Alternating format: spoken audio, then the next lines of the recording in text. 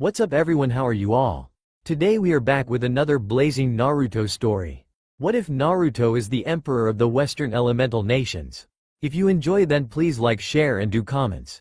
And also check the description box to original creator of this beautiful creation. The ground shakes and thunders across the land as an army marches. In all its time the world has never seen an army of this size, professionalism, discipline, and training. Not even the 5 great nations of the East have seen or experienced something like this. Siege engines, cavalry, archers, and infantry march in perfect synchronization. The banners they carry are blood red with a black painted symbol in the form of a seal with a giant fox in the center. It has multiple tails and its face is in a snarl while its paw reaches out its claws ready. The armor the army wears is of every different sort. For the archers they wear light armor, the cavalry wears a mix of heavy and light, and finally the infantry wears medium and heavy armor. The horsemanship and archery of the army is second to none, with most picking up a bow and riding a horse when they're children. Think Mongols for the archers and horsemen. The infantry themselves fight in a particular style while chakra and ninjutsu are still used. The infantry are experts in kinjutsu and taijutsu. Clad in all black steel armor they move as if it is weightless. Years of training and discipline have not been wasted for nothing. Think ancient Chinese army for the infantry. The ingenuity of the army is nothing short of brilliance. Using chakra they have figured out ways to launch arrows and projectiles farther at an increased range, keeping the infantry, cavalry, archers, and siege equipment out of enemy range, allowing the army march in unopposed. 3 years. 3 years of constant warfare. It is said that His Majesty's army has never been defeated in battle, even when the odds are against them. In fact, it is said they can never be defeated. An almost mythical aura surrounds them. Whispers of its reputation and the man who leads them, known to all as the Emperor, has spread all across the elemental nations. Some say this man, this emperor, was chosen by the gods themselves. Him and his army are to be feared and respected by all who gaze upon them. The army is loyal to their lord and to the commanders who command them. These soldiers have a respect and willingness to obey never seen before, and so it has come down to this. The last stronghold of warlords and resistance who threaten peace. A mighty fortress stands between the chosen emperor and peace. One final push and peace will flourish and the Western Elemental Empire will be together in harmony. Are you ready for this? A voice spoke. It sounded demonic. With you by my side I'm as ready as I can be, a male replied, only the demonic voice being able to hear him. Soldiers, halt, a commander shouts. The army stopped moving. Before them was the fortress. It was a beautiful night. The temperature outside was cool and the stars lit up the night sky. It made one forget that a war was going on. The emperor, a high-ranking general, and other commanders all began to dismount from their horses and started to issue out orders as their emperor commanded. Let's go. Move those archers and siege engines in position. Get the infantry and cavalry ready. A commander shouted. The emperor and his commanders were huddled up going over the final preparations when the high-ranking general came in and dismissed the commanders. When they left he bowed before his emperor and spoke. My lord, the troops are in position and are awaiting your command. Very well, then let's finally end this war and bring peace to our home, the emperor said with his hand on the general's shoulder, giving him a small smile. The two walked over to the main area of the army where things were still being prepared when the demonic voice spoke again. So, this is it, huh? The emperor smiles. This is it, Kurama. No longer will we be chained down and forced into submission. This time we are free, and when this is over I'll find a way to free your kin as well. Believe it, I never had any doubt. Naruto, the great 9-tailed fox, spoke. The command to prepare for the attack is given and the army gets into position. They move with such fluidity it is the equivalent to that of a calming river weaving its way downstream. The infantry forms in the front with archers behind them. The cavalry cover the flanks on each side of the infantry, prepared for the charge. And finally the siege engines are loaded and ready. Everyone is waiting with bated breath. The defenders inside the fortress had been preparing for this moment and they were determined to resist to the last man. It was then Naruto raised his right hand and a command was given. Load, the high-ranking general shouts. Arrows are drawn from their quivers. Men bearing torches run down the lines and light all of the arrows. Multiple projectiles are loaded into catapults and trebuchets ranging from flaming to explosive. The men operating them pulled the mechanisms back as far and as hard as they could to get the most range out of their equipment. When they were ready the general then shouted to the troops. The skies rain death. Storm. Storm. Storm. The army replies in unison. It was so loud you could hear the war cry for miles. In one swift motion Naruto's right hand dropped and the general shouted, "Release!" In a single moment all the arrows and projectiles flew at once. It was as if the sky was burning and the gods were angry, hurling meteors and stars at the earth below. The bombardment lasted for an hour. Once complete, the infantry marched at a steady pace which quickly turned into a run and eventually an all-out charge. The cavalry rushed to the flanks, cutting off any escape from the fortress using their bows, and being agile on the move they cut down all enemies. The defenders, while rattled, began to fire arrows and projectiles as well at the infantry and cavalry. The bombardment had torn down a section of the fortress's walls. It was in that corridor that the infantry would enter the fortress. When the infantry approached the torn-down walls, brutal hand-to-hand combat ensued between the defenders and the army. Both sides fought with ferocity and for what they believed, but the army simply kept pushing through. It didn't matter how many enemies were thrown at them, as their training would see them through. When the infantry finally broke through the corridor and entered the fortress, they began to make short work of any opposition who stood in their way and opposed their lord's will. Naruto wasn't too far behind. With him were what seemed like reinforcements. They surrounded their lord in a circle formation, moving with him, keeping arrows from touching him and enemy soldiers from striking distance. These men were indeed different, for they were his personal bodyguard. Then in a quick second a command was given. "Break off!" Naruto shouted. The men broke away and the circle extended outwards. The guard began pushing its way through the fortress. Anything in their way was cut down. No one was going to reach Naruto as long as one of the guards stood. A bloody path was cleared to the manor, which was the headquarters and housed the last three warlords who banded their clans together in order to keep control of their wealth and territory. Naruto simply walked through the fortress as his men continued fighting. A contingent of what looked like the defenders' best warriors were standing in front of the manor. Behind them were their warlords. They rushed him, but they never even made it to him as more guard troops took care of them, proving there was only one elite fighting force on the battlefield. After the enemy's elites had been killed, Naruto continued walking and found himself standing in front of the three warlords. He looked at them and spoke. "Surrender now, no more need to die, it's over," Naruto said calmly. "And bow to you?" one said, laughing. "We have lived our lives free and we shall continue to do so." Another said. It was ironic. Back in Konoha, himself and Kurama were prisoners. He was treated badly because of the Nine Tails attack on his village the day he was born, and here he was telling free men to surrender to him. The only difference was Naruto wanted to protect and give peace, not bloodshed. "I don't care what they call you, brat, a demon, Khan, or emperor, you're just another wannabe hero whose head I'll have mounted on my wall when this is over." The leader of the three sated with venom dripping after every word, battle axe in hand and at the ready. Naruto took in a deep breath. The world almost paused for a second and he could hear and feel everything around him: the sounds of battle, smell of smoke, blood, the rush of adrenaline before a fight, and the cool breeze from the wind. Exhaling, time seemed to move normally again. He opened his eyes and said two words. Sage art. With that thick red marking surrounded the outside of his eyes, the orbs of his eyes became a brighter shade of red than originally, and his slits, 4 pupils, remained. Naruto's Sage mode acted like other Sage modes by using nature chakra to increase strength and stamina, and also new techniques. He then dropped into a stance, crouching low as if he was a beast.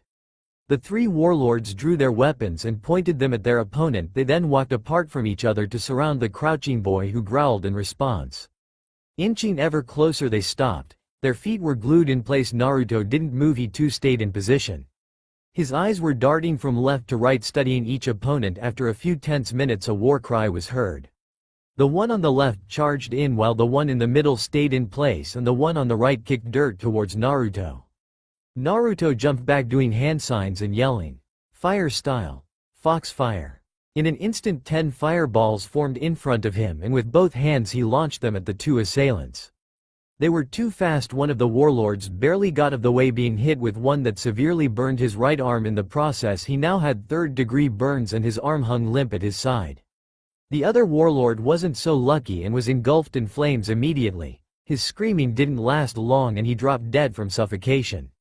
It was Naruto's turn to take initiative. Exploiting the fire attack, he rushed the other, landing 5 quick strikes to the stomach before jumping behind him, grabbing his head and twisting it with a thunderous crack, killing the man instantly. It was now time for him to fight the leader of the three. He still stood there, battle axe ready. Naruto dashed forward, throwing 4 shuriken. The warlord blocked them and clashed blades with Naruto's own sword. No words were spoken, eyes met eyes and blade matched blade. Even in sage mode, Naruto noticed the man was keeping up. While not as fast, he still was able to put up a decent fight. He narrowed it down to one reason. Shinobi, he thought. Creating some distance, the warlord did a few hand signs and shouted. Earth style. Earth dragon bullet. Naruto countered. Wind style. Violent whirlwind. When the two jutsu kali'd, Naruto's wind style was able to disperse the attack, blowing the earth bullets far away. It was so powerful the warlord had to cover his face to block the force. Naruto sheathed his sword and dashed forward, moving in a zigzag motion with a kunai in hand. He swung for the left leg, cutting it. Dropping to one knee, the warlord screamed out. Agggghhh, you little bastard. Then another cut was made, this time to his right leg, dropping him to both knees, then his left arm, then his right, and finally a stab to his stomach. Ragged breathing was heard as Naruto walked forward, the last warlord on his knees. I guess this is the end then, the warlord said, wheezing in between breaths. Naruto stood in front of him with a neutral expression on his face. He wished it didn't have to come to this, but these warlords murdered civilians and used them as slaves, and he could not allow that. Naruto then crouched, his face meeting the warlord's. The man began to laugh, albeit a painful. Chuckling, he spoke, I regret nothing. I lived how I wanted to live. To hell with you and your supposed empire. He spit blood in Naruto's face, defiant to the end. Naruto sighed deeply. He then stood up and walked behind the warlord, lifting his head up, exposing the neck. He held a kunai to it and he spoke. Find peace in the next life. In one quick motion, the cutting of flesh was heard. The man made a choking and gurgling sound as blood sprayed and began pouring out. Then his body came crashing to the ground with a loud thud. Naruto breathed out deeply. It was over. He deactivated his sage mode and began surveying the damage. Flames and smoke were everywhere. The battle was long over. His army once again victorious. Bringing peace meant sometimes getting your hands dirty, and Naruto had learned that the hard way ever since he came to the West.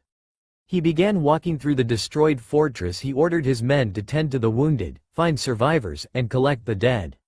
He walked up onto a section of the fortress's walls that had been partially destroyed. He sat down with his legs dangling off the edge. He gazed out into the field where the remainder of his army was. Naruto smiled. It was over. The people he was to lead will now know a life of peace and security. The sun had started to rise and it began to break through the clouds and hazy air of battle. As he stared at the sky, a single thought ran through his head. Emperor. 2 years later, the capital. Early morning. Demon, a voice said. Stay away from him, came another voice. Dead last, a third voice called out. Dark figures with eyes of hatred stare at the young boy. He tries to run away from the dark figures, but they chase him endlessly.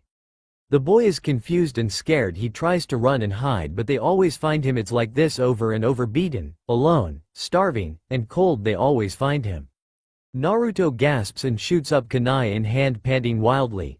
Blood-red eyes with slits in them scan the room, checking for anything out of place. Finally calming down, he put his hands in his face and wiped the tired from his eyes. He was always a heavy sleeper, but the abuse from the villagers and being looked at as the scourge of the village always kept him on guard. As he stood up from his king-size bed, he went to open the curtains and saw the sun was rising. Damn, this early, he groaned. What he wouldn't give to sleep till noon, but being a ruler of nation comes with its responsibilities. As he gazed out to the capital, he smiled. A sense of pride overcomes him with all the trials and tribulations that has been thrown at him. Here he stands at 18 years old as the Emperor of the West. The capital housed 1.2 million citizens. It was sprawling with markets, an academy, businesses, a hospital, barracks, stables, and many more buildings of different types filled the city as the people were happy and the city thrived. As he was about to walk out of the room, he stopped when he saw a photo of a woman with lavender hair and white eyes. He put a finger to the photo of him and young girl when they were 13. Hinata, he said softly. She was the only person who didn't look at him different besides Team 7 and a few others. When he thinks about his old team, many emotions come flooding back. Everything they went through together, happiness, sadness, and many others.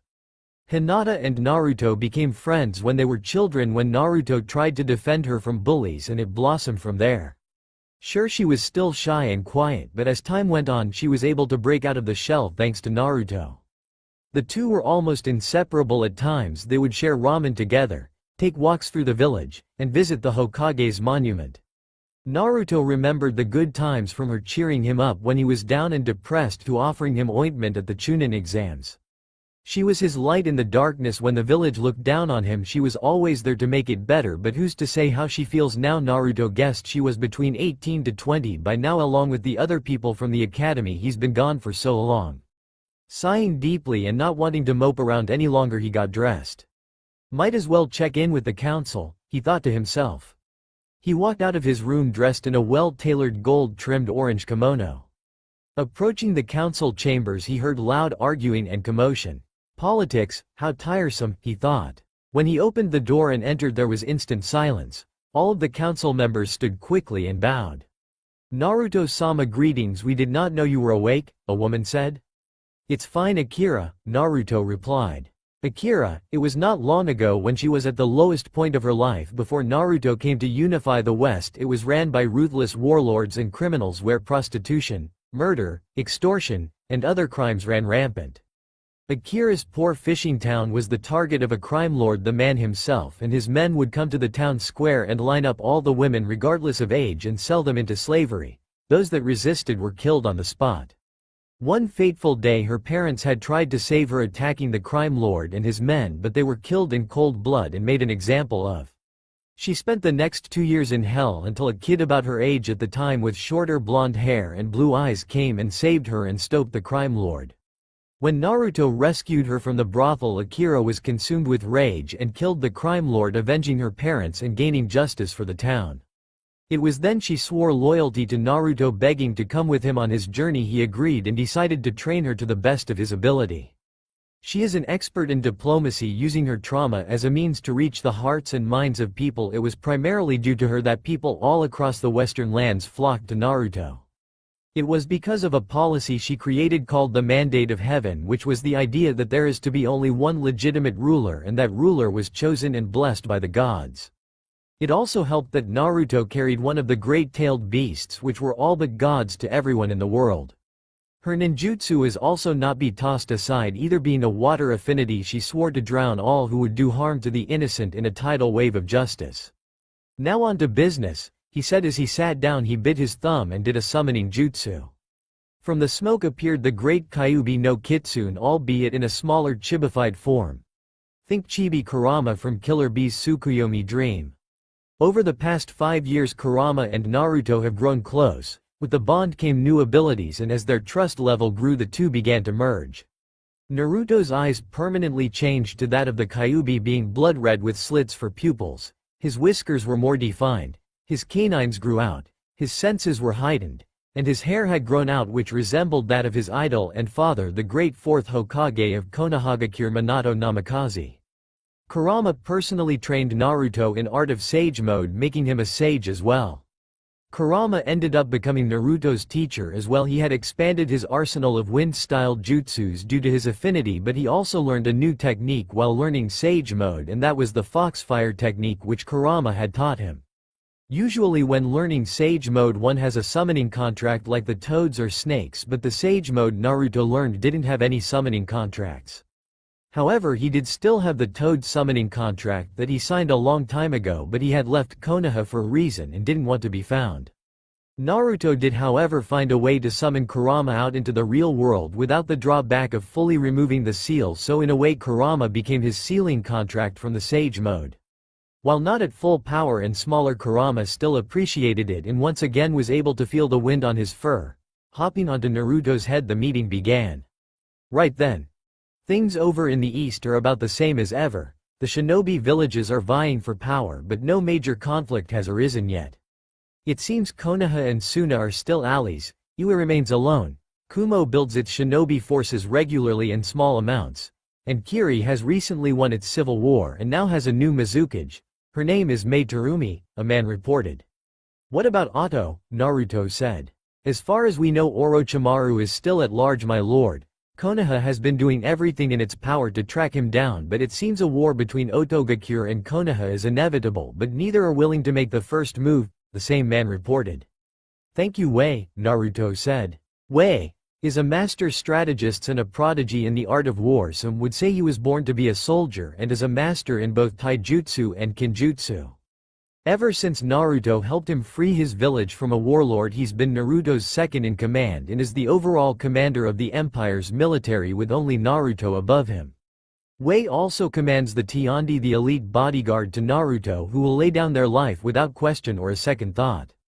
Their training is ruthless, but it's what is needed in order to protect an emperor.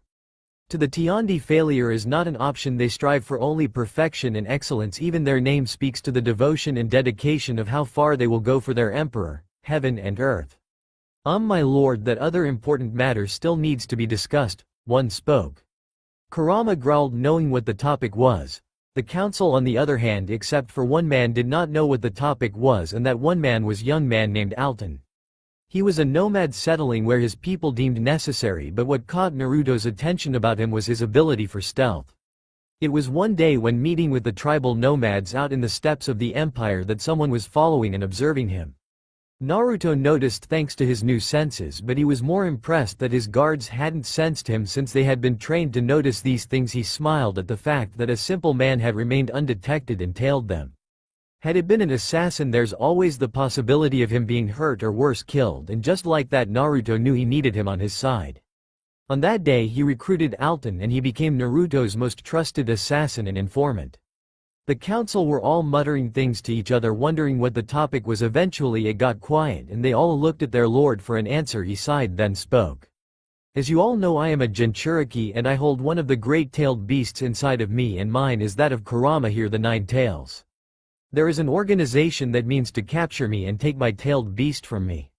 For what purpose I do not know, but they have attacked and killed other Jinchuriki and taken their tailed beasts. This enemy is known as the Akatsuki, and they are now an enemy of the Empire. They are to be terminated on sight. This is to be done hopefully discreetly, as I do not want to throw our empire into a war with the East. My lord, are you sure that the 5 great nations would fight us if we all had a common enemy? Akira asked. Iwa would more than likely see us as threat regardless. Otto is out of the question, and given our lord's history with Konoha, it's unsure, Wei replied. Speaking of Konoha, are we not scheduled to take a trip there soon to speak with the Hokage regarding possible alliances and trade agreements? Alton asked. Yes, we are, and I am going alone, Naruto said. What? The council shouted collectively. This is something I have to do on my own. I know Lady Tsunade and I will speak with her personally. Now before you say anything, yes, I will be taking my bodyguards with me, and plus I have him with me, as you can see, motioning to Kurama. I have all the protection I need, said Naruto, earning a chuckle from the beast. Everyone was silent and nodded in understanding, as having the strongest Biju resided in you does make for great protection. We are done for now. You are all dismissed and may return to your duties, Naruto spoke. Naruto rose from his seat and the council did the same. They all bowed in respect to him and they all went about their duties and carried on with the day. Well, that went good. I take it Wei will be left in charge of things while we are our journey, spoke Kurama. Of course, why wouldn't he be? Naruto asked curiously. You've never been good at making decisions, kid, Kurama chuckled. Hey, if I wasn't good at making decisions, then I wouldn't be an emperor, ya know. Naruto shouted. Chuckling, the fox spoke. Relax, wouldn't want you to destroy the palace in a rage now, would we? Naruto huffed out. Damn fox. I suggest we train for a while before you start doing paperwork. You need to keep your fighting prowess up, kid, Kurama said. Walking out of the palace and into the courtyard, he heard shouting and grunting as if a fight was taking place. As he walked towards the commotion, he saw his troops having friendly fights with others cheering and placing bets. 5 of his royal guard marched up and broke up the commotion. As soon as the troops saw who it was, they all dropped to their knees in reverence. Naruto simply laughed. He always encouraged his men to think for themselves, adapt, overcome, and most importantly to have fun, and so he decided to watch the bouts. Urging them to continue, the soldiers carried on and the bets increased in amount as their emperor was watching, and the fighters wanted to show and prove their strength to him. Eventually a soldier spoke up. My lord, would you do us the honor of sparing against us? Naruto agreed, obviously holding back and keeping it on a taijutsu level. He still always did enjoy a good fight as well as training. It's what kept his mind off things and kept him grounded. He had worked so hard for everything that he had accomplished, and he wanted his people to have that same drive to know that no matter what you could achieve your goals and become strong. Kurama was glad Naruto had grown out of his childish ways. Being in the West had changed him, it hardened him. He was still the same caring Naruto, but war has a way of changing you in its own twisted way. Later that evening, 8 p.m. Naruto was meditating in the royal gardens. The scenery was beautiful. The sun had just started to set and the sky had turned a beautiful orange color. Different types of flowers were all around him. The smells were exquisite and the serenity they brought was unlike anything in the world. When he opened his eyes, he stood in what seemed like a sewer with water beneath him, pipes on the walls and ceiling. Naruto was within his own mindscape, but he was not alone. Red eyes of a massive beast opened and looked down on him. It was laying down with one paw holding its chin up, looking quite intrigued and bored at the same time. You need to focus more. I thought you had gotten better at your chakra control, but it appears I was wrong, Kurama said. Naruto grit his teeth and sighed. While he was no doubt the most powerful person in the West and maybe even the world, he still struggled with some things. Recently Naruto's mind has been clouded. Anger, sadness, and happiness, all of it came rushing in and he didn't know what to do. However, having Kurama there has become a blessing in disguise as the fox tries his best to calm him down. You're thinking about them again, aren't you? The fox said. And what am I supposed to do? Not think about them? Naruto said, his fist clenching in anger. Naruto struggled every day with his own inner demons. Every time he slept, the nightmares from his youth would come back, and sometimes when he was alone, that's all he would think about, is being alone like he was when he was a child. Suddenly he stood up from his meditative position and raised his voice. I did everything for them, me. I was the one who kept you at bay from destroying the village. I even brought Sasuke back to the village, and what did they do in return? They abused me, treated me like trash, and casted me out once again. I tried so hard. I even saved them from Gaara, and it still wasn't enough.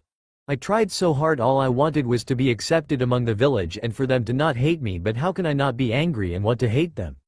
I was alone for so long, left in the cold and the rain, kicked around for so long. I thought I killed my parents or that they didn't love me because I would be constantly told that I was a demon. But then I remember the good times before all this happened, being with Pervy Sage and Team 7 Inches. Naruto said he went from angry to calm when remembering the good times. Naruto grew angrier at his mental predicament and screamed, ARRRRRGGGGGGHHHHH. He punched the ground, his anger taking control. He let the tears fall and panted hard. Kurama moved his head down to Naruto's level and spoke. Are you done? Naruto looked up confused. Huh. I refuse to see my container and the only human I have liked down like this. You will pick yourself up and continue forward. You're the only one who's been able to understand me, Naruto. Time and time again humans wanted to tame me, control me, and use me for my power, but not you. Know you are different, and it is why the people of the West have named you their emperor. You are a good person, now stand tall, the great fox said. Kurama lifted his head up back and Naruto stood up. The fox spoke again. The emotions you have towards Konoha are justified, but you left for a reason and you became something better. You've shown me that having friends and people around you is a good thing. Having Konoha as an ally to the empire won't be such a bad idea, because I know you don't hate Tsunade and your old friends. It wasn't them that did you any wrong, but instead it was the council and the villagers who did you wrong growing up. Now enough of the wallowing in pity. Reaching out his paw in the shape of fist, he smiled and Naruto smiled as well, and fist bumped back. Once they did, Naruto's mind seemed to calm down. Kurama told him to meditate again, and so he did.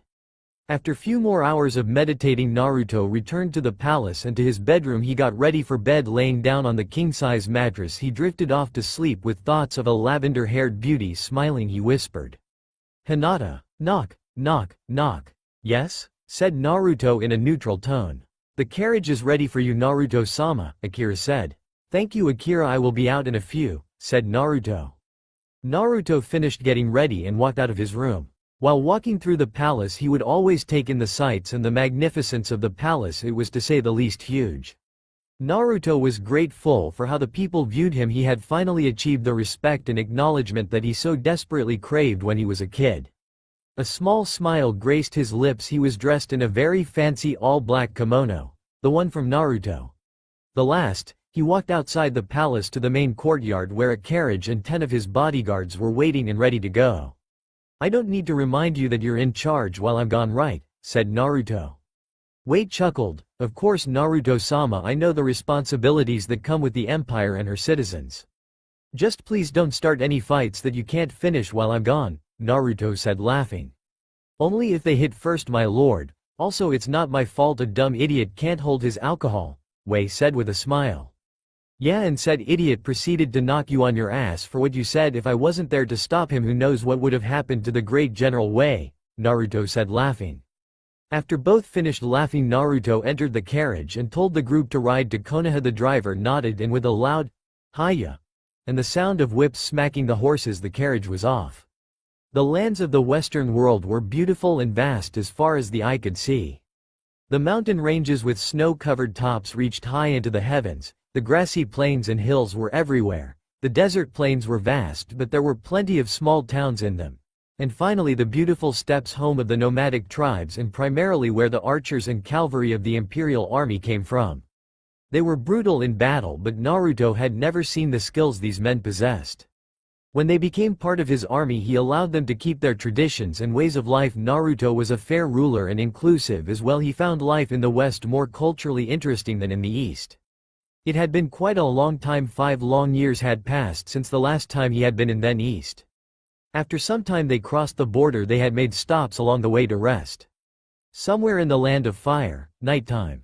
The group had been traveling for hours and was now approaching new territory, more specifically the land of fire. They reached a small open area on the side of the road next to a river, and the carriage came to a stop. The guard in charge of the men dismounted from his horse and approached the carriage. "This is our last stop, my lord. We will arrive in Konoha tomorrow morning," the guard said.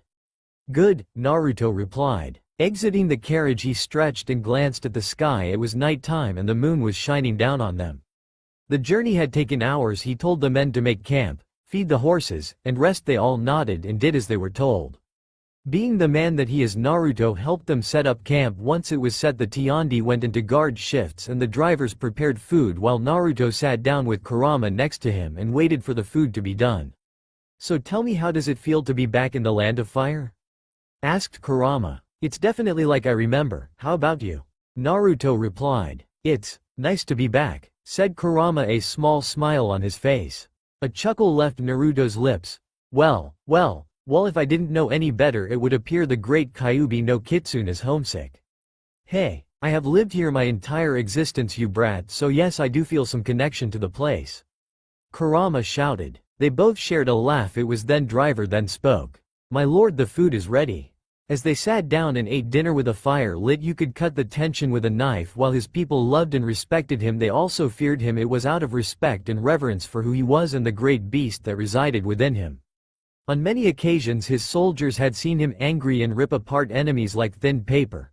Naruto, wanting to ease this tension, looked to his driver and co-driver and spoke. "Do you guys know any songs?"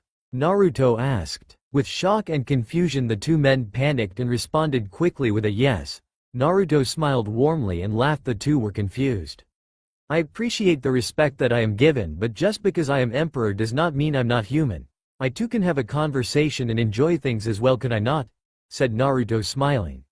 The two nodded and responded as fast as they could. Why yes, my lord, we're just nervous is all," the co-driver said. Naruto laughed. He looked at the men and asked them to sing. One reached into his pack and pulled out an igli, which was a 2-string violin native to the people of the steppes, while the other pulled out a small drum. As they began to warm up, the two men cleared their throats and prepared to sing. The song they play is called Mongol, from the band Kushugtan, a Mongol ethnic band.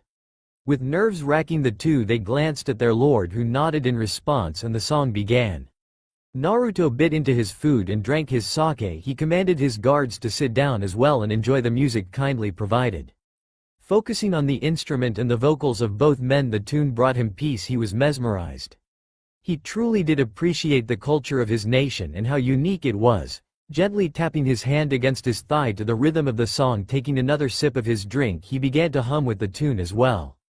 Kurama, who was laying beside him, couldn't help but sway his majestic 9 tails to the tune. Even his elite bodyguard, who were all but serious, removed their helmets and enjoyed the moment of respite. They always appreciated the calm moments that would come when being around their emperor. When they were formed all those years ago and when the West was still at war, they were constantly on high alert. Now they appreciated the peace they fought so hard to achieve. While Naruto knew this song in particular was about the Empire and all its glory and how amazing it was, he couldn't help but think that tomorrow morning he would return to the place he was born and he once called home. When the song was done, everyone went to bed and prepared for tomorrow. Fire Country. The next day, 7 a.m. "My lord, it's time to head out," a guard spoke. Stretching and yawning loudly, Naruto spoke, cracking his neck. "Well, best not keep Konoha waiting any longer then." Mounting on their horse and Naruto entering the carriage, the command was given to move out. And so they were off. Konohagakure Hokage's office. That same day, a blonde-haired woman was sitting at a desk sorting through paperwork. She was drop-dead gorgeous for her age. To most they would think she is no older than 30, when in reality she is much older than that. Using a transformation jutsu, she has been able to retain her younger-looking self. Groaning loudly, she puts her head in her hands. "This paperwork never ends," she said. A knock on the door is heard. "Come in," the blonde says. "Lady Tsunade, the envoy from the Western Empire, is on its way. They should be here soon," a young brunette spoke kindly. "Thank you, Shizune. I want Team 7 to meet them at the gate so they can escort them to my office," Tsunade spoke. "Hi, Hokage-sama," Shizune replies, exiting the room. Tsunade glanced over to the left side of her desk. There on the desk lay a necklace with a green diamond and a leaf shinobi headband that looked all too familiar. As soon she made eye contact with them, she reached over and grabbed the necklace and instantly was overcome with sadness. "Where are you, Naruto? Why did you have to leave?" she said solemnly. Gates of Konoha. 11 a.m. "So Kakashi-sensei, any news on this Western Elemental Empire? I've read a little but still not much is known?" A girl with cherry blossom hair asked. "Not much, Sakura. I'm just as lost as you. All I know is that they formed over 3 years ago when the Western nations were still in a bloody conflict, and that they have been at peace for 2 years now and are said to be led by a young man who goes by simply the Emperor," the white-haired masked ninja known as Kakashi states. "Do you think Naruto ended up there?" a raven-colored hair boy asks with a serious yet hopeful tone. "I sure hope so, Sasuke," Kakashi replied. "It's been 5 years. I still can't believe he's gone. We searched everywhere with no trace of him. I swear if he died I'll bring him back to life so I can hit him over the head myself," Sakura said with a small smile. "I'm sure your disgusting looks will probably keep him dead, Sakura," a paled boy said with a smile on his face. "What did you say, Sai?" Sakura shouted, ready to pummel the boy. Sasuke stepped in front of the two and death stared Sai, who was still smiling. Sasuke still can't stand the guy, but he has learned to grow with him over time. Kakashi smiled at the three and their antics. Himself, Sakura and Sasuke had been through so much together since Naruto's disappearance. While Sai being a replacement was not welcomed at first, Kakashi knew that his team was only going to be good if they were fully mained. He still considered himself a failure of a teacher. First one student goes rogue but is brought back by his other student, then said student up and disappears one day without a trace. He was saddened but carried on like he always does. First his best friend was crushed to death. Then he killed his other teammate who he swore he would protect when she placed herself in front of his Chidori. His sensei, who was the closest thing to a father figure he had after his own dad died, was killed in the Nine Tails attack all those years ago. And now his sensei's only son is gone, lost to the world without the faintest of whispers. Suddenly the sound of horses broke him out of trance and he looked at the sight before him. 10 soldiers clad in majestic armor and a carriage fancy for a king arrived at the gate. One of the guards got off his horse and approached the team and bowed in respect. "Good afternoon and greetings to you, Konoha shinobi. We are the representatives of His Majesty and represent the Western Elemental Empire," the guard spoke. Kakashi bowed and replied, "Welcome to Konoha. It's a pleasure to make your acquaintance. I trust your journey wasn't too difficult." "No, not at all. Thank you for asking. It's an honor to be at the gates of the Hidden Leaf Village. Its reputation is known even in the West," the guard replied. "Well, on behalf of the village we are grateful for the compliment. Our Hokage has requested that my team escort your representative to her office so they can talk. We have room and board so you, your men, and the horses can rest," Kakashi said with an eye smile. "With all due respect, we are to remain where we stand, and that is with our charge. We are duty-bound to escort them as well," the guard replied. "That will not be necessary," came a voice from inside the carriage. The men snapped to attention and opened the carriage door. Out stepped a man in a fancy well-tailored black and white kimono, with long shaggy black hair, and bright blue eyes like the ocean with slits in them. All of Team 7 stood their mouths agape. The man couldn't be no older than 18, but he carried himself as if he was older. "My lord," the guard said, and all dropped to a knee. "You must be Kakashi Hitaki. Word of your deeds travels fast through the world. Even the people of my empire are awed at the stories that are told about you," the man said. "Your people?" Sasuke said, eyebrow raised. "Ah yes, sorry, where are my manners? I am the emperor of the Western Elemental Empire. It is a pleasure to meet you all," the man replied, bowing. Team 7 quickly bowed back and apologized. They did not know he was coming. He assured them it was okay and that he decided to come last minute. They all introduced each other. Naruto eyeballed each one of them, and when his eyes met Sasuke's, the old flames of their rivalry started to dance inside him, and he smiled at Sasuke.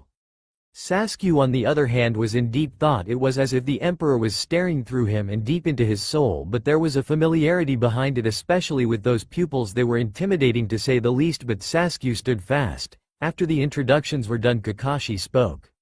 "Emperor Menma," the emperor finished for him. Yes, even Naruto needed a cover story. It was Kurama's idea. He didn't want Konoha to know he was still alive or have them try to find him. Only his council, Tiandi, and army knew his true name and what he actually looked like when he traveled through his nation or out in town. He was known as Menma and used a henge to change his appearance. The only thing he couldn't change was his pupils, as accepting and merging with Kurama did have its drawbacks. "Lord Menma, if you would please follow us to the Hokage's office," Kakashi said. "Certainly, men, get some rest and tend to the horses. We will be leaving in 3 days, so enjoy yourselves," Naruto said. "Yes, my lord," a guard replied. As they walked through the streets of Konoha, memories started coming back, both good and bad. Primarily the bad ones, but still there were good memories here. Then a smell hit him and he smiled like a madman. "Excuse me, but would it be possible to get something to eat before I speak to your Hokage? Can't have a conversation without brain power," he said, chuckling. "There's a ramen shop not far from here. It has the best ramen and it's my favorite place to go," Sasuke said. Sakura was about to interject when Naruto spoke. "I haven't ramen in a long time. Lead the way then, Uchiha." Sasuke nodded and led to them to the ramen shop. Naruto knew all too well where they were going. They walked a bit longer and stood in front of the shop. "Ichiraku Ramen." Naruto smiled, walking in with Team 7. An elderly man was behind the counter and greeted them. "Ah, Kakashi, what brings you and Team 7 in today? And I see you have a guest with you. Is this official business or is he a friend of yours?" he said in happy, welcoming tone. He hadn't changed a bit. "Actually, Tucci, this is the Emperor of the Western Empire," Kakashi said bluntly. There was an immediate stop. Tucci dropped his ladle in the pot and was glued to the floor, stuck mouth hung open, and then he screamed. "Ayame, get in here now. We have an esteemed guest in our establishment." A young woman with brown hair came out from the kitchen, blushing lightly when she saw Kakashi. She was in her late 20s, a kind soul at heart, ready to help those in need, and was an amazing cook to say the least. "What is it, Dad?" Ayame said. "This here, my daughter, is the legendary Emperor of the West," Tucci said. Ayame's eyes grew wide and lit up like a child getting their favorite candy. "Hello," Naruto said with a smile and cheerful voice. He extended his hand out to shake them both. He bowed in respect to them as well. They were, to say the least, shocked.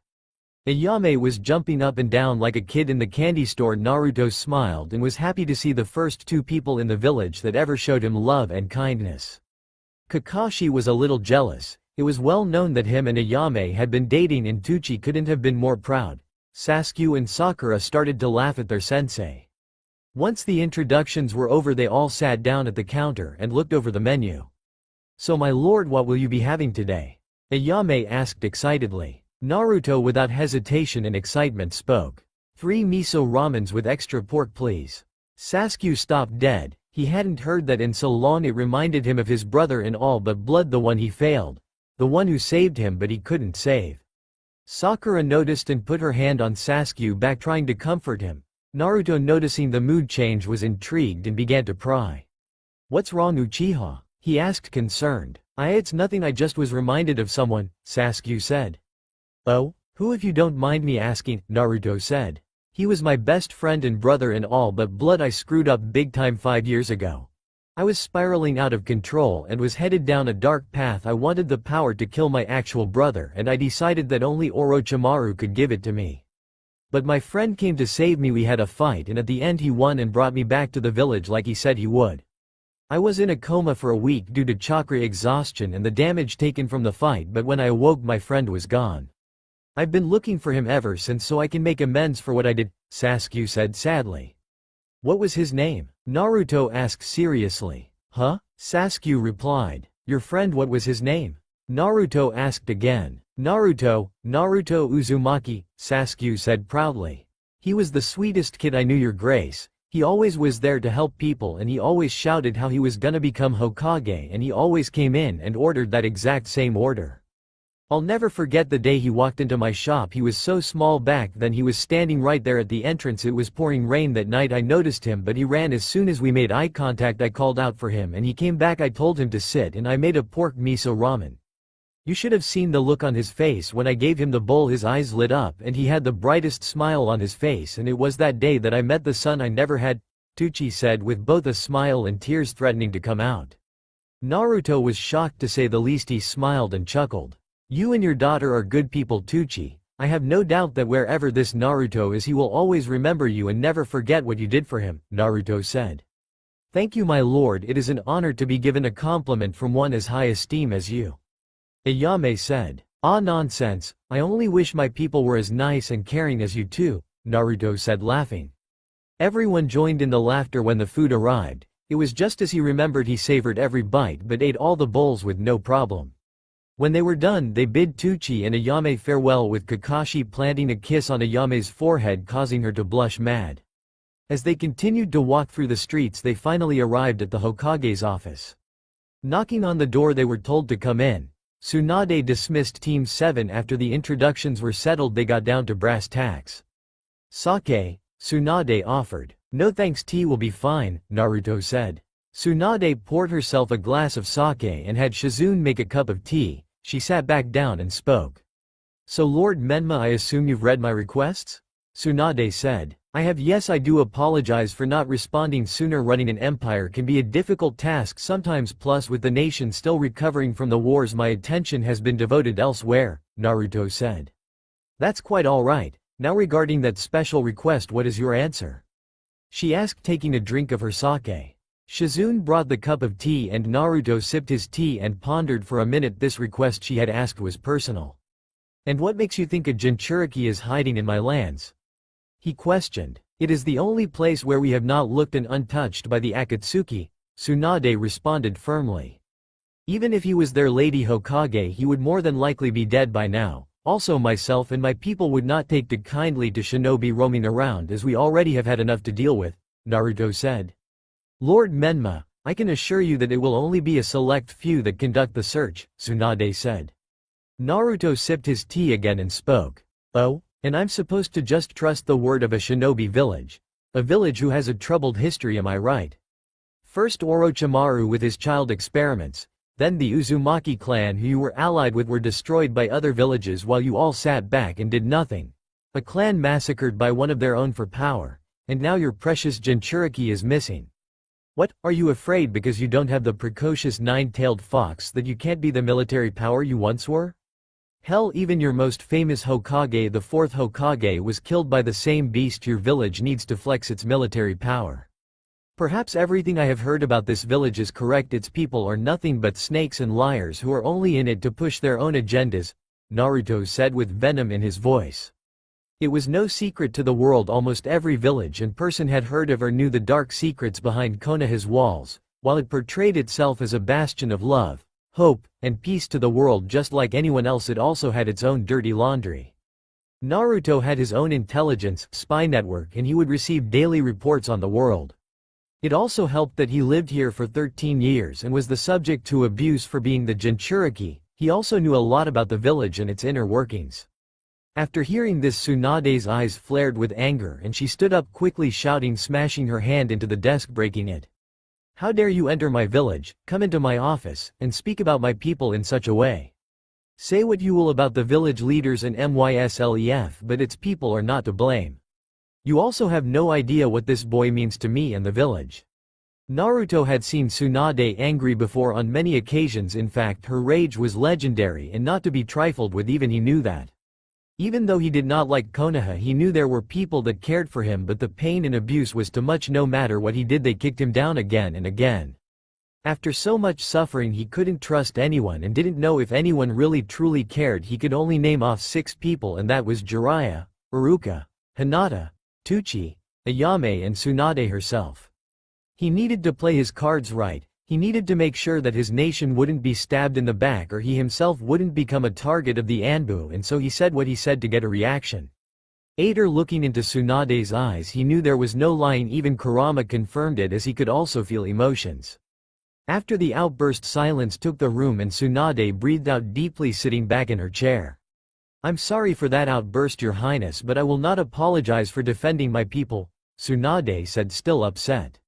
"No, you are right, I should not have said such things. There is no lying in you, Lady Hokage, and I respect someone like that, for I would do anything for my people," Naruto replied. Naruto inhaled and exhaled deeply, changing the subject. "If I told you I had seen him in my lands, would this ease your mind?" Naruto asked. Tsunade was shocked and she rapidly replied, "Yes, more than you know." "Very well then, I accept the terms you have requested. Trading with my empire and Konoha will be most beneficial to us both, as well as a full alliance. Should you need any assistance regarding Otogakure and Orochimaru, you will have my support both financially and militarily.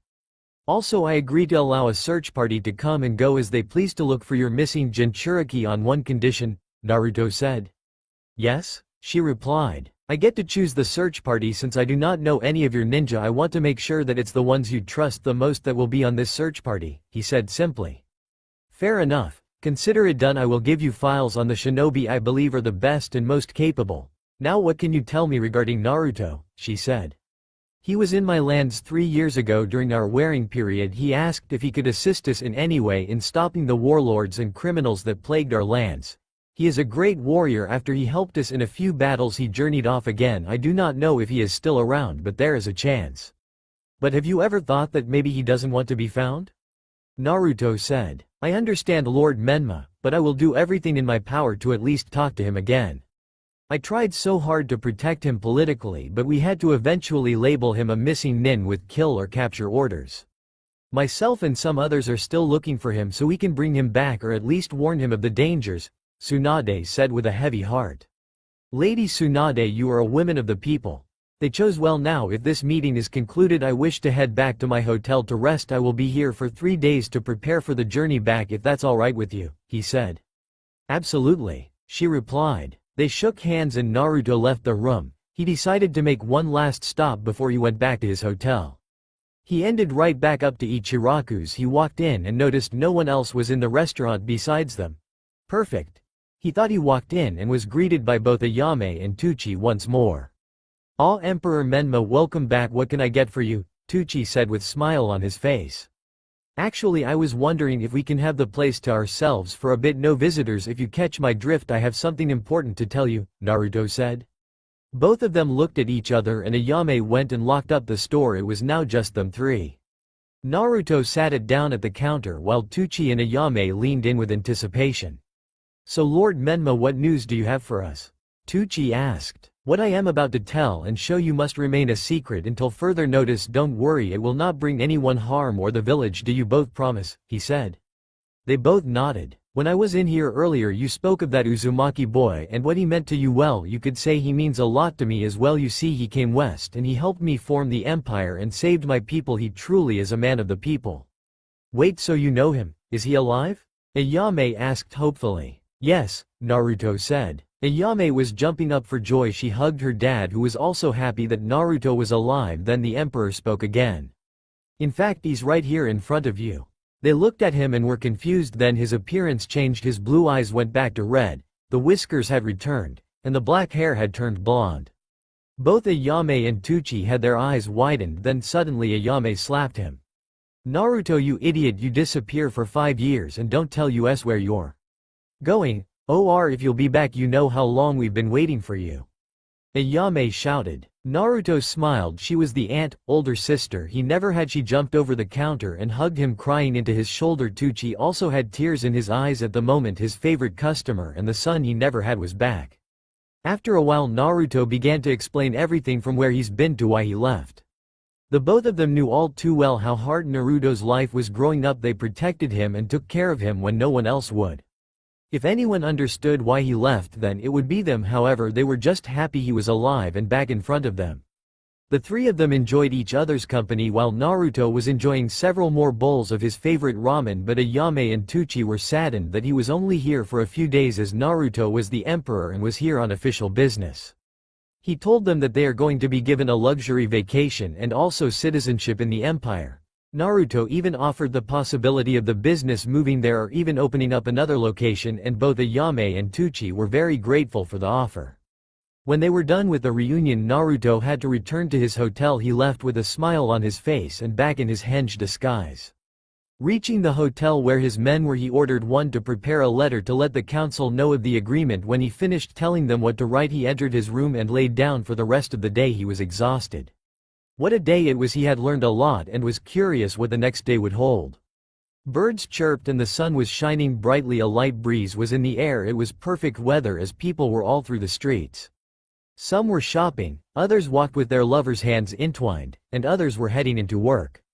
Children ran and played while students walked into the academy that had produced so many legends in the shinobi world. Naruto decided to walk the streets and shop for a bit. His royal guard were with him every step of the way. The legend of the Western Emperor is known throughout all lands. He had been called many things: chief, warlord, Khan. But one stuck with him the most, and that word was emperor. People flocked to him. The grace and prestige Naruto carried was intoxicating for the women and intimidating for the men. It's not every day you see a man walking with 10 armed bodyguards. Suddenly he felt a wave of chakra and he picked up a scent all too familiar and his heart skipped a beat. It couldn't be, he said out loud. Something wrong, my lord, a guard said. No, take everything we've purchased back to the hotel. I need to handle something private, Naruto said. As you wish. Would like some of us to accompany you? The guard replied. No, as I said, this is private. I will be all right. You're free to enjoy the day, Naruto said. His guards nodded and they left. Naruto then turned and began walking down another street. Eventually, without him noticing, his pace began to quicken, which then turned into an all-out sprint. The chakra lead him here to the academy. He stopped in tracks, staring at the building. Time froze all at once. All his memories came rushing back. He glanced to his left and saw a swing set. He walked over and stood next to it. His hands grabbed the rope and he began pushing it back and forth. He smiled. It's been a while, my old friend, he thought. He could never forget the days of loneliness he felt, all the times he failed the academy, being pushed around and always tormented by the villagers. He sat down on the seat using his legs. He began swaying back and forth a little. Can I help you? A sweet voice said. Oh no, sorry, I was just. He replied. Before he could finish his sentence he looked up and there she was, smiling a kind smile, bright pearlescent eyes staring deeply into his soul, and lavender hair that hung down past her shoulders. Her figure was perfect. Naruto wished he hadn't picked up some traits from Jiraiya, but he is a man after all. He blushed mad and looked away, standing up quickly. I'm so sorry, miss, you just caught me off guard, he said nervously, hand rubbing behind his head. No need to apologize, I should be the one apologizing. It was rude of me to startle you, she said. He was grateful he had his hand up, but this was it. This was the big reason why he came to find any information on this woman so he could have one more moment with her. What's your name, miss? He asked. Hinata Hyuga, she replied. The name rang in his ears with such melody when she said it. That voice of hers made him melt altogether. He was trying his best to keep his composure. What about you? She asked, smiling at him. He was dumbfounded. He forgotten his own name. He had to think quick. The woman of his dreams was right in front of him and he was not going to let her go again. My name is Menma. I am the emperor of the Western Elemental Nations. I am here visiting Konoha on official business, he said. Hinata looked as if she was struck by lightning. She froze. Naruto chuckled at her. She blushed at her embarrassment. She bowed instantly, apologizing profusely for not recognizing him. He laughed, said it was all right, and thought, still the same Hinata. After the introductions she treaded carefully and asked him what he was doing out here. Just clearing my head is all. I've had a lot on my mind the past few days and this looked like an okay spot, he said. She laughed. Well, I'm not sure if the school would be okay if a stranger was out here just sitting down even if you were the emperor. I suppose you're right. Say, Miss Hinata, do you think you could show me around the village? I have only seen the market district and I would like to see what else is around. He asked hopefully. Certainly, Lord Menma, she said. Menma, Naruto replied. Huh, she said. Just call me Menma, no need for all the extra titles, she said. Hinata showed him around and they began to talk and got along really well. The sparks flew instantly. Men and women were jealous of both of them. She told him who she was and what she does. Hinata teaches at the academy. She's one of the best teachers there. In fact, with her light-hearted approach the kids are drawn to her instantly. She's a jonin like most of her friends as well. It was clear that she had some confidence and wasn't as shy anymore, but her nervous tics came back when Naruto left all those years ago. Naruto was glad she had found the courage to do things that she wanted to do and pursue a dream. She told him about her family lineage and the Byakugan, which was the reason for her eye color. She also told him about her family from her father, to her sister, and finally her cousin. He was glad to hear that Neji and Hinata were on better terms and he was an overall better person to be around. When he left, Neji was changing after the two fought in the Chunin exams, but he was still a little closed off, but it seemed like now he was completely different. As they were walking they approached a massive rock formation with 5 large faces staring out across the village. It was the Hokage monument. When they reached the top she stopped and sat down, her knees brought close to her. He spoke. Is something wrong? I miss him so much, Your Majesty. While I enjoyed our time together I can't be with anyone else. Huh? Naruto said. The one I miss, I've known him since we were kids. He means everything to me. He was my first and best friend. When I was feeling sad or depressed he was there to brighten things up. He protected me from bullies, he always cheered me up, he was so nice to me, and most importantly his determination and will inspired me. But then he left and it's never been the same since, she said. She hugged her knees to her chest and started to cry a little. Naruto sat down next to her and spoke. Would this friend you're speaking of be Naruto Uzumaki? How did you know? She said. He is quite the character. I've heard much about him since my visit here and he sounds like a great person, a man of the people I would say, he replied. More than you know, she sniffled. They sat there gazing at the village. Naruto's pulse was accelerating and he felt like his heart was going to burst out of chest. So many thoughts were running through his mind, and that's when he decided to go through it. If you could see him again, what would you say to him? He asked. I would tell him that I love him and I'm going to stick by his side no matter what. He's the one my heart belongs to and I'll wait for as long as I have to, she said confidently. He laughed and stood. He put a hand out to help her stand. She was confused. He spoke. Well, I think he would appreciate that very much. Matter of fact, I think he would feel the same. How would you know? She said. Because, he said, dropping his henge. I'm him. It's been a long time. Hinata was awestruck. She looked at the man before her from head to toe. He was about her age. Long shaggy blonde hair sat atop his head that reminded her of the 4th Hokage. She looked at his eyes and stared into a sea of red. Black slits sat in place of pupils. They were mesmerizing to look at. You could get lost in them. She looked at his cheeks and saw the whisker marks more defined now, but they were there. And then that name, he said. Hina. Only Naruto called her that. She took in the moment but was then overcome by a surge of emotions, particularly anger. She activated her Byakugan and grabbed him by the collar, screaming, ready to fight. You're lying, my Naruto is gone. No, he's not, Hime. He's here in front of you, he said. While anyone would have been afraid of an angry Hyuga, he simply kept smiling. Hinata looked at him harder, studying the features. Her anger grew more, remembering things of the past. She swept his legs from under him, mounting him, fist cocked back. She screamed. You're not Naruto, you're that damn demon fox. You took control of his body and now want to destroy the ones who loved him.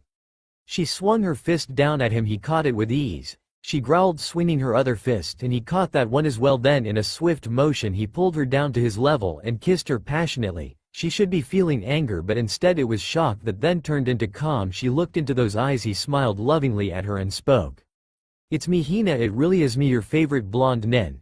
He was cut off by Hinata wrapping her arms around him tightly, crying into his shoulder. Naruto, she said with a death grip on him that would put even Sakura to shame. He laughed. They laid there like this for what seemed like hours, just enjoying the moment of peace and solidarity. Konoha. Hokage Monument, evening time. Naruto looked down at the woman in his arms. She was asleep with her head in his lap. He smiled and gave out a chuckle. He decided to wake her up. Hinata, he said softly. Hi Hinata, Naruto said again, dragging her name out. Eyes fluttered open, she looked up and smiled. She sat back up next to him, looking out to the village with the man of her dreams sitting next to her. She sighed with content, but a certain question was nagging her the whole time, and so she spoke. Naruto, why? She asked. His facial features changed, he had a neutral expression on and was staring out into the village and began to explain why he left. I couldn't take it anymore, Hinata. I want you to know that in no way did I mean to hurt you by leaving, but I see now I ended up doing that anyway. I know you somewhat understand what it's like to be looked down on, but do you know what it's like growing up with no family, and not understanding the concept of love? Then on top of that, the village from its adults to children look at you like you're a plague, and when they get a chance they hit you and leave you out in the cold. When we brought Sasuke back, I thought things were gonna turn around for the better, but it didn't end up that way.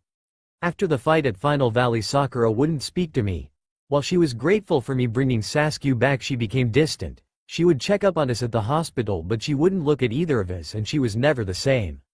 The damage that the Neji, Shikamaru, Kiba, and Choji took on the mission was severe, to the point I began to reflect and think, was it truly worth it? Even the clan heads thought it wasn't worth it and were angry that some of their children had been hurt so bad. Sasuke was in a coma and I couldn't look at him the same because I felt responsible for his condition. It was at that time the village and some of our elders once again began treating me like a demon, and so one night I made the decision to leave. I felt like I was a problem because no matter what I did, pain followed. The village hated me anyway, so I solved that problem for them," he said. Hinata sat quietly and listened, taking in every word. It was at that time Kurama told me to head west. In a way you could say we are similar. I was his warden and the village was mine, he said. Wait, who's Kurama? Hinata said. Oh yeah, one sec, he said. He casted a summoning jutsu and with a poof a summon appeared before her. It was a small orange creature in the shape of a fox with 9 tails and red eyes like him. It looked at her and her eyes grew in shock. Is that the 9-tailed fox? She said, stuttering while also inching away. Naruto nodded at her. The stories she had heard when she was a child and at the academy were stories that have become a sort of tradition in Konoha, as almost everyone learns the story when they are a child, and said stories put fear into the hearts of everyone. Kurama looked at her and smiled. He was proud of himself that even in this small form he was still feared, and he is the great Kyuubi no Kitsune after all. Kurama looked up at Naruto and spoke.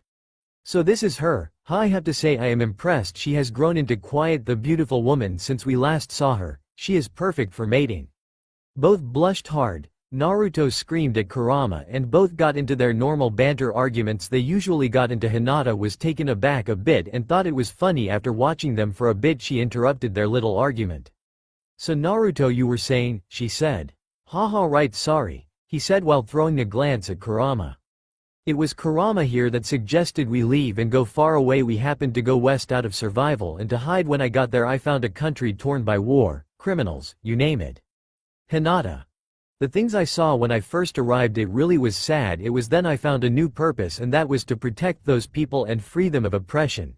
This went on for 3 years. After 2 years of being in the West, however, I had met some amazing people and we had formed an army. They named me their leader and all the Western nations began to join our cause, and they eventually named me emperor, and to think I was only 15 at the time. The empire was officially formed when I was 16, and when the last warlords were defeated we began to rebuild and went into a thriving time of peace for 2 years, and now I'm here in Konoha forming alliances for the future of my nation, and that time is where I've been for 5 years. She was shocked to say the least, but also so proud of Naruto. While he didn't become Hokage, he became something bigger, and so he had achieved his dream in a different way. So where does this leave us? Naruto, does the village know you're even alive? Hinata said. No, they don't, and I plan on keeping it that way at least for a little while longer. I'll tell them eventually. And that leads me to my other question, Naruto said. Hinata, I love you and I always have. You've been there for me through my toughest times and you're my best friend as well, and I can't think of anyone else who I want to stand by my side as Empress and also for the rest of my life, he said. Hinata, with happiness and tears in her eyes, jumped on top of him repeatedly, saying yes, she was not going to let him leave her again. After the reunion and a moment that they would cherish forever with each other. He walked her back home and wished her good night. He then walked down the street back to his hotel. Hinata entered the compound. She was very happy. She walked through to her father's office and saw him looking over some papers in regards to the clan. He looked up and spoke. Ah, Hinata, you're home, she said. Yes, father, she replied. And pray tell, what kept you out so late? You were supposed to be home a while ago. I know the work at the academy does not take that long to finish, he said. I was showing Emperor Menma around Konoha and we ended up speaking for quite a while, she said. I noticed he was walking you home. You know there are still suitors asking for hand in marriage, Hiyashi said. And you know my answer, Hinata said. HMPH, indeed I am just glad that there wasn't any incidents. The clan does not need to be embarrassed, he said. Hinata felt the sting of the insult. While not directly thrown at her, she knew her father still saw her as weak. However, Hiyashi loved his daughter dearly and he was protective of Hinata the most, but he operated on the concept of tough love. He wanted her to be strong, and after losing his wife and his brother he wanted the clan to be as strong as possible. You're free to go back to your room. I will see you in the morning, he said. Yes, father, she said. Hinata sighed deeply but was still extremely happy. She rested her head on her pillow knowing that once again her Naruto was back. A little while later, streets of Konoha. Nighttime.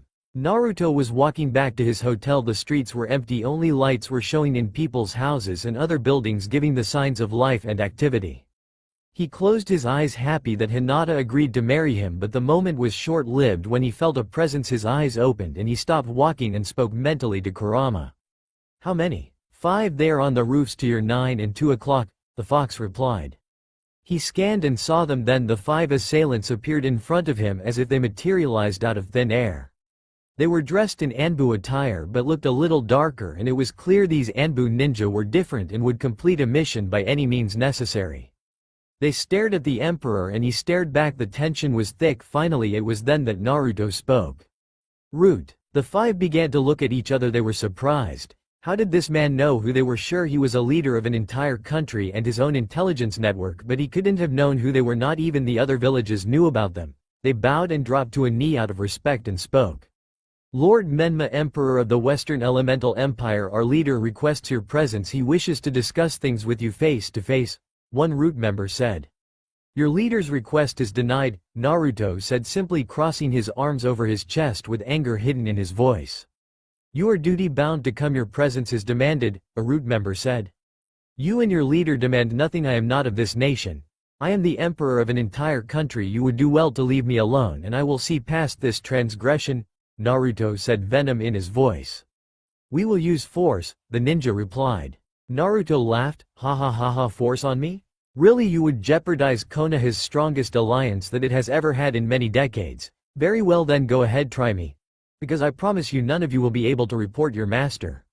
After Naruto spoke, his sage mode activated and his eyes went from blue to red in an instant. The fox-like pupils got more intense and more feral. If that was possible, he released a large amount of killing intent and licked his canine teeth. Naruto was going to make the root ninja pay for not only threatening him but also for the neglect they showed him as a child, as they would always sit back and watch, and now he was going to pay them back. The bloodlust coming from the emperor was too much to handle. The root ninja began to waver. They had never seen this before. It was almost like this emperor wanted to fight. The root ninja thought he was like a daimyo in all the other lands, just a politician, nothing more nothing less, but in fact he was something much more. He was a demon. One root member gave the signal to leave, and just like that they left.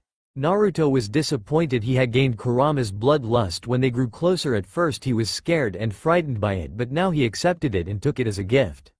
Oh well, there is always next time, he said, walking back to his hotel. Root headquarters. After the incident, nighttime.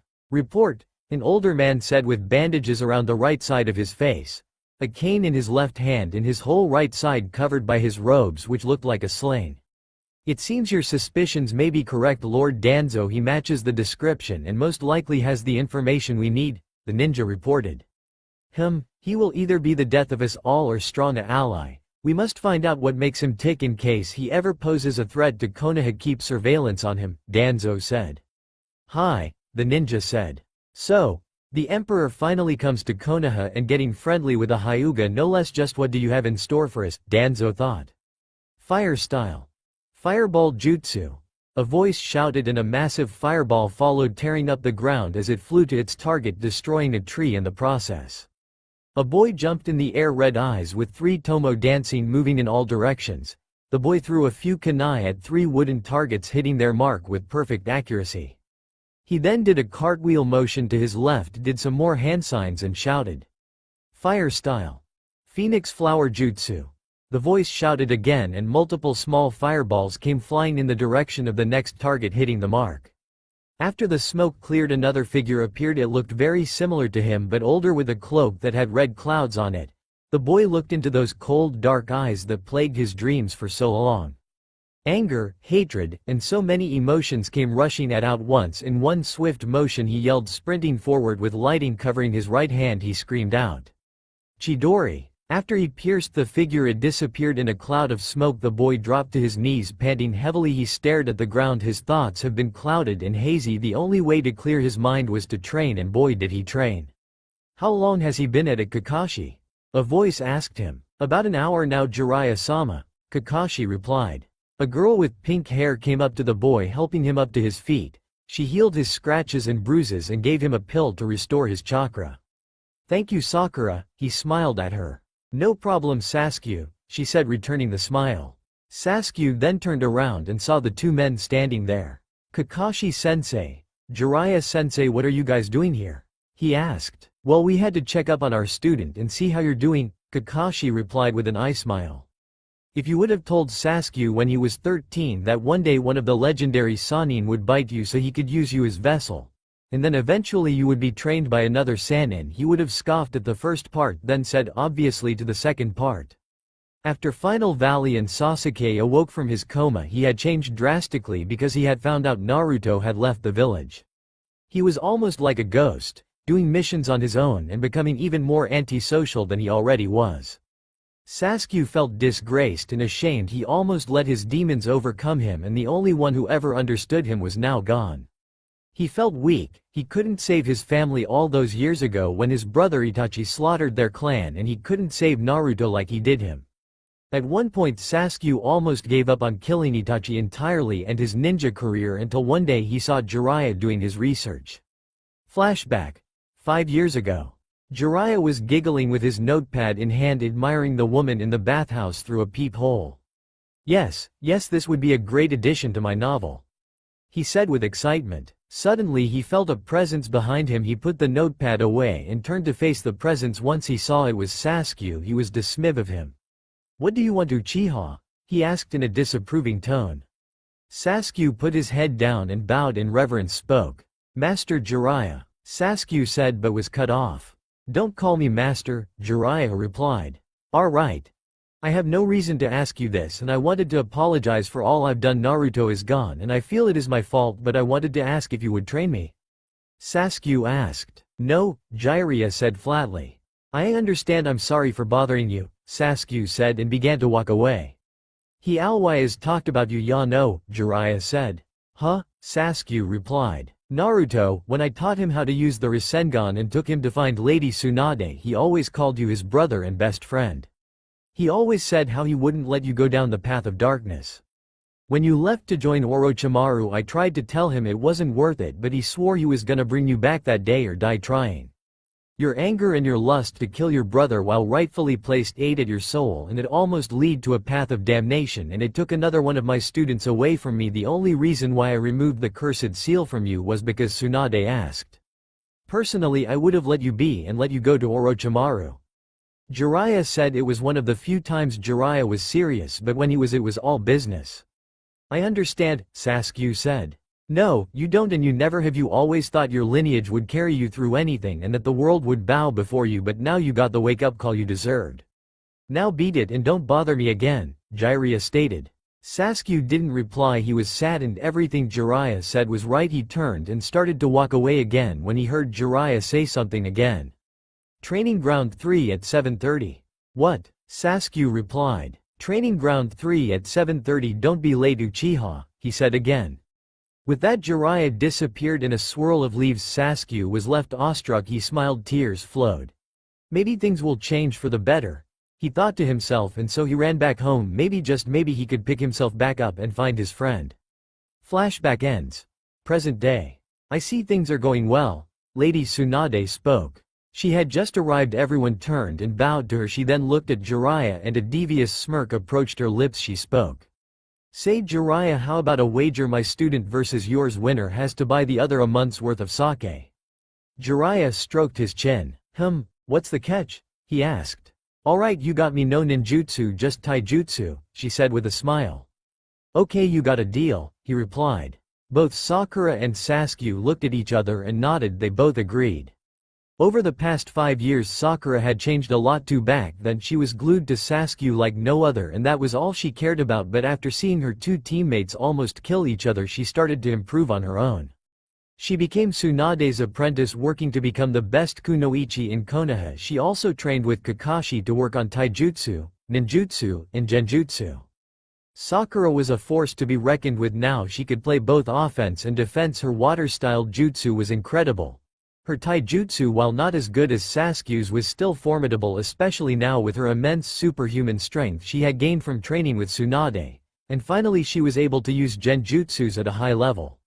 Besides Tsunade, Sakura's medical abilities were top of the line. She was, other than the Hokage herself, the best medic in the village. After all, she was in charge of the hospital. Are you ready? Sakura said, fist in one hand, cracking her knuckles. I won't hold back, Sasuke said, smirking.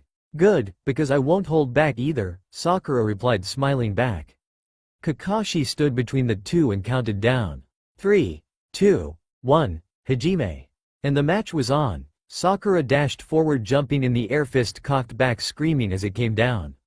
Sha Inaro, punching the ground. It caused a mini earthquake and cracks raced towards Sasuke. It was gonna split the ground in half. He was shocked at her monster strength and was thankful they were on a team together. He dodged back, but Sakura came in with a kick. He blocked it, but the impact still sent him back into a tree. Getting up, he saw she was coming again. He rolled out the way before she split the tree in half. He decided he needed to use his speed against her. He jumped back into the tree's Sharingan now fully active. He hadn't had it on when the match started, but now it was as good done. Sakura had definitely proven in that moment she was no longer a pushover. Sakura studied the tree line and sensed for any chakra presence when suddenly from her left came a kick to her side that sent her tumbling. When she got up, Sasuke was gone. Damn it, lucky shot, she said. A figure sat in the trees looking down at all 5 individuals. He was studying the fight. He was very impressed with how his old team came along. Naruto started to get curious and wanted to jump in for the thrill of the fight, but he stayed there and observed. Sakura regained her composure and began to sense for a presence again. Her eyes shot open and she dashed forward as she zeroed in on Sasuke's position. I have you now, Sasuke, she thought, smirking and charging in. Oh He didn't finish as a fist connected with his jaw, sending him flying out in the clearing. Sasuke got up groggily. She was coming again, but his Sharingan was active and he started to analyze the moves, blocking with speed and precision. He countered, landing multiple strikes to Sakura's abdomen. The air left her lungs, causing her to double over and drop to her knees. Reacting quickly, she rolled to her right and leg swept Sasuke. In the process she got on top of him and started throwing punches, making massive dents into the ground. Sasuke bucked his hips, causing her to fall off of him. Quickly regaining their footing, Sasuke entered a pose, one hand behind his back while the other in front of him, making a motion to come forward. Sakura, enraged, charged forward. She was on her last leg due to her chakra being drained. She swung. He dogged left and in a swift motion his right hand swung, hitting her in the chest, while his right leg up then down in a windmill motion, crashing down into her shoulder. They both dropped to the ground, Sasuke on top of her, both panting wildly. When they realized the position they were in, they both blushed madly, but the fight was over. I believe I win, Tsunade, Jiraiya said with a laugh. Stupid Uchiha with their damn Sharingan, she replied, grumbling she had gambled again and lost. They approached their students. Tsunade healed them both and the adults gave them all pointers on what to improve overall. Though these two were the life of Konoha, and both Sannin as well as Kakashi couldn't have been more proud, but there was another who was proud as well. Clap, clap, clap. Everyone turned around as they heard the clapping noise and were surprised to see that it was the Emperor himself. That was an excellent show of skill. You two truly are gifted, and to be trained by 2 of the legendary Sannin and Kakashi the copy ninja no less must mean there is some prodigious ability in you too, Naruto said. Lord Menma, how long have you been there? Kakashi asked. Oh, I've been here the whole time. I was trying to find Lady Tsunade to speak with her and saw the young Uchiha training, so I wanted to observe. Then I got even better treat as I saw the potential that both of them possess as they began to fight, and I do love to watch a good fight. Say, Ms. Haruno, you also have a lot of potential. You're probably the strongest kunoichi I have seen, he said, smiling. Sakura blushed and bowed. Sasuke bowed as well. You must be proud of them both, Naruto said to the three. Jiraiya nodded as did the other two, then spoke. I guess I have always had good luck training prodigies, it comes with the territory, Jiraiya said, smirking proudly. Ah yes, the great Minato Namikaze, legendary fourth Hokage of the Hidden Leaf and a young Naruto Uzumaki, Naruto said. Jiraiya looked at him sternly. How did you know that? He asked. Well, Jiraiya of the Sannin, we all must keep some secrets to ourselves sometimes now, don't we, especially when it comes to a certain student of yours, Naruto said, smirking. Jiraiya was immediately angry and spoke. Listen here, you mother. Tsunade's cut him off. Jiraiya, easy, he's agreed to let us look for him, she said with a hand on his shoulder. Yes, as a matter of fact, I came to tell you who I chose to be the search party, Naruto said. Jiraiya calmed down and Tsunade spoke. Okay then, who is it? After looking over the files you graciously gave me, I have chosen Kakashi Hatake, Jiraiya of the Sannin, Hinata Hyuga, Sasuke Uchiha, and Sakura Haruno, he said. Tsunade stood there, then turned to look at everyone. She knew more than anyone that this group were the ones needed to bring their blonde-haired ninja home. She nodded and they shook hands. Also, Lady Hokage, I forgot to mention that the Kanda festival is coming up. It's our biggest festival commemorating formation of the empire. It's in 5 days and I am inviting all the great shinobi villages to come. There will games, food, a parade, and a tournament for the best fighters to compete in. Naruto said in an excited tone. A tournament? Sasuke asked. Yes indeed. Also, I figured since this search party will be traveling with me, they can act as early guests and ambassadors. If that's alright with you, Lady Tsunade, they can stay in the capital and wait till you and the rest of the villages show up, Naruto added.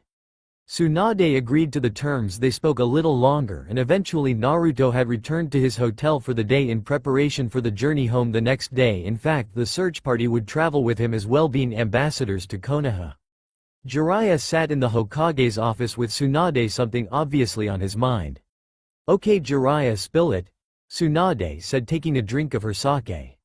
There's something about him, Suna. I feel like I know him. That hair, it looks just like Minato's, just a different color, and those eyes, I've only seen eyes like that on one person. So you noticed too, she said. They were both in deep thought on who the emperor could be and why he looked familiar. Tsunade sighed deeply and spoke again.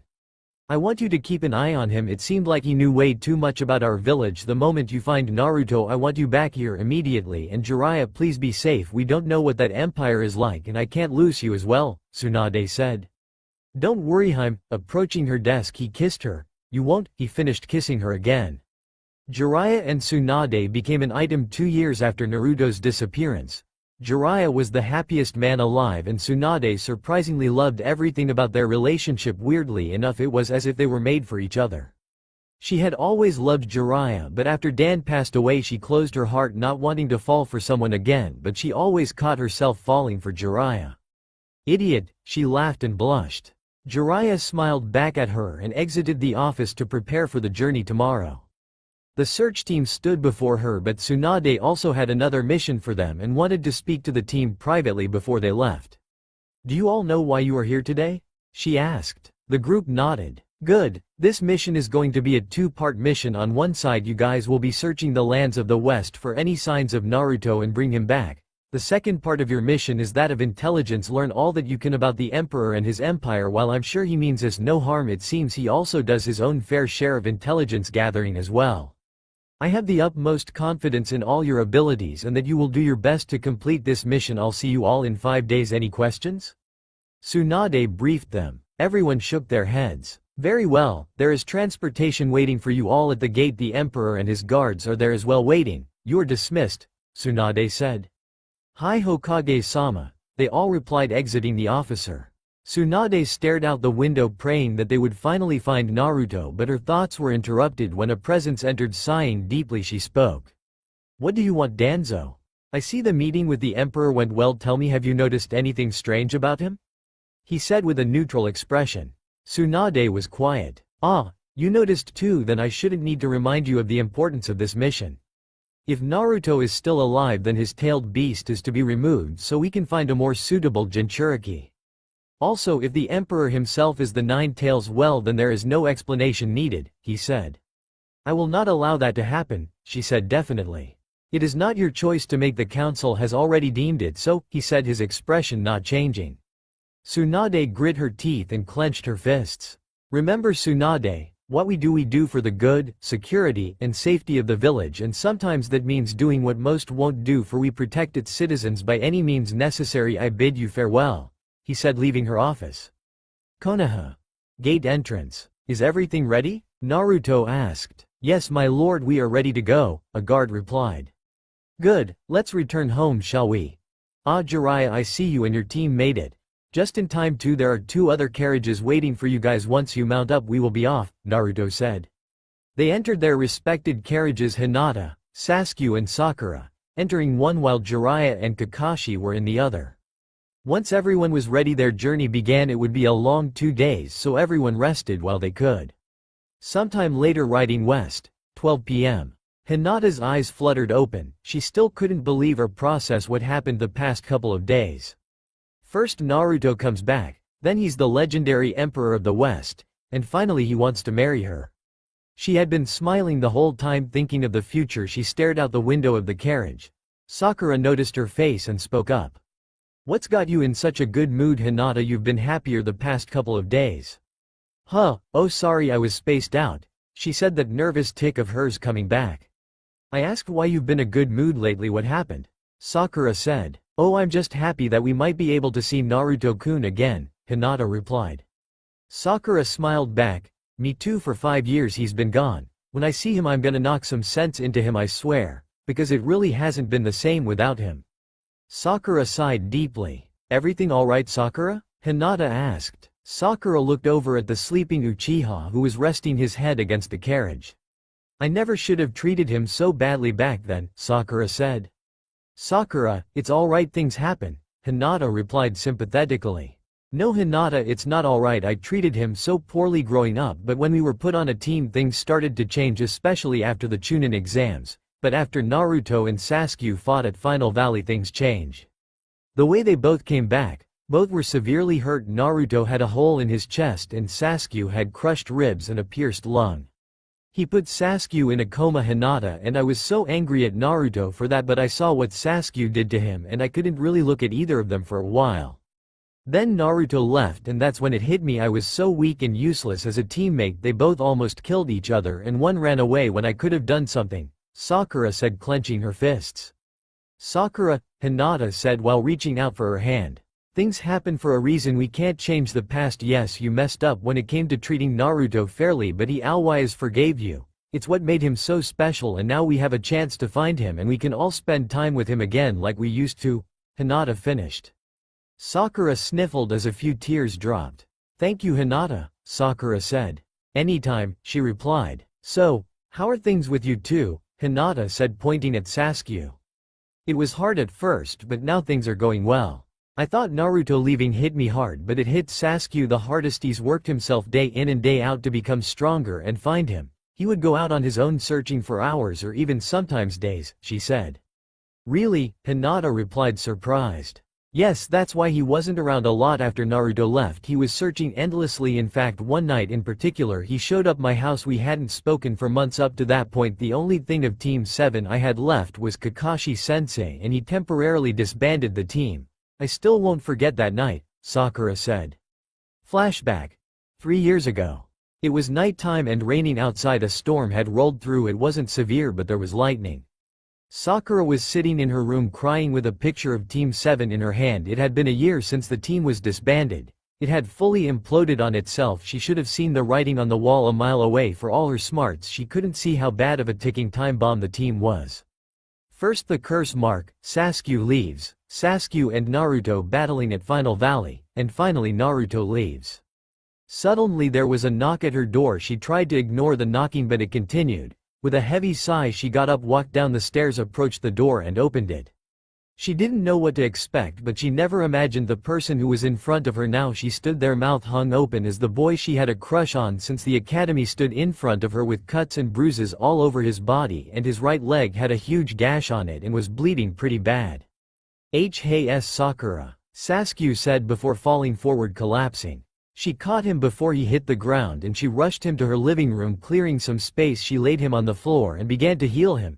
It was a good thing she had begun training with Lady Tsunade. Her medical training started kicking in. She noticed his right leg was cut deeply. It missed his femoral by inches. She focused on that first, putting a tourniquet around his leg to stop the bleeding. She focused some chakra into her hands and began to heal the wound to prevent an infection. With that out of the way, she moved on to the other cuts and bruises on his body and began to heal him. She hesitated as she knew she would have to remove his shirt. Breathing in deeply and gaining some confidence, she continued on. Her parents had heard the commotion and came downstairs. "Sakura, is everything Al? Oh my god," her mother said. "What happened?" her father asked. "I don't know, he just showed up seriously injured," she said, still in shock. "Come Sakura, let's move him to the guest room. Mebuki, can you clean the room as best you can?" her dad said. Her mother nodded and got to work. After several hours, things had roughly calmed down. Sakura didn't leave Sasuke's side. It was around 1 a.m. when Sasuke started to stir. "Ugh, where am I?" he said, scanning his surroundings. "It's alright Sasuke-kun, you're at my place. You showed up badly hurt," Sakura said. "I can't stay, I have to keep looking," he said, trying to sit up. "Oh no, you're gonna lay there until you are better. You're not about to go get hurt again," Sakura said defiantly. He groaned in annoyance and laid back down even though he didn't want to. After moments of silence, Sakura spoke. "What were you doing?" He didn't answer. "Sasuke, please talk to me," she pleaded.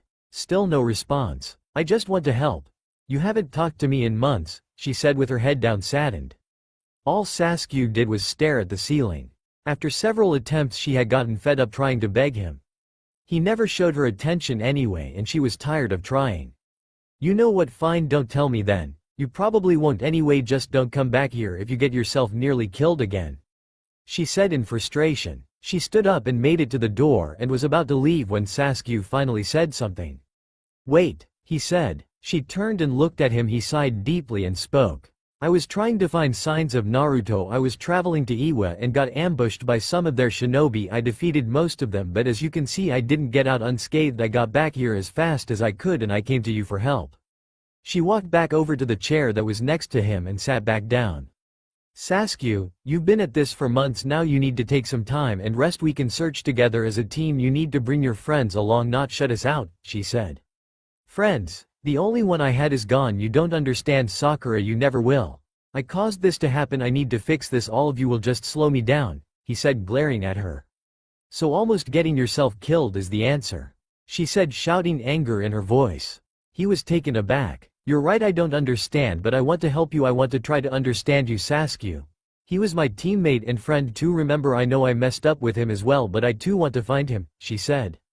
She sat down next to his bed with her hands wrapped around one of his. He looked down and noticed she blushed and pulled away, but he reached out and grabbed them. "Bring them back." He noticed he didn't have his shirt on and spoke. "I notice I don't have my shirt." She blushed. "I had to remove it to heal the rest of your injuries."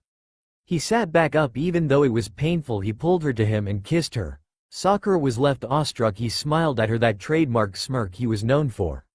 "Thank you, Sakura," he said, and with that he laid back down and closed his eyes.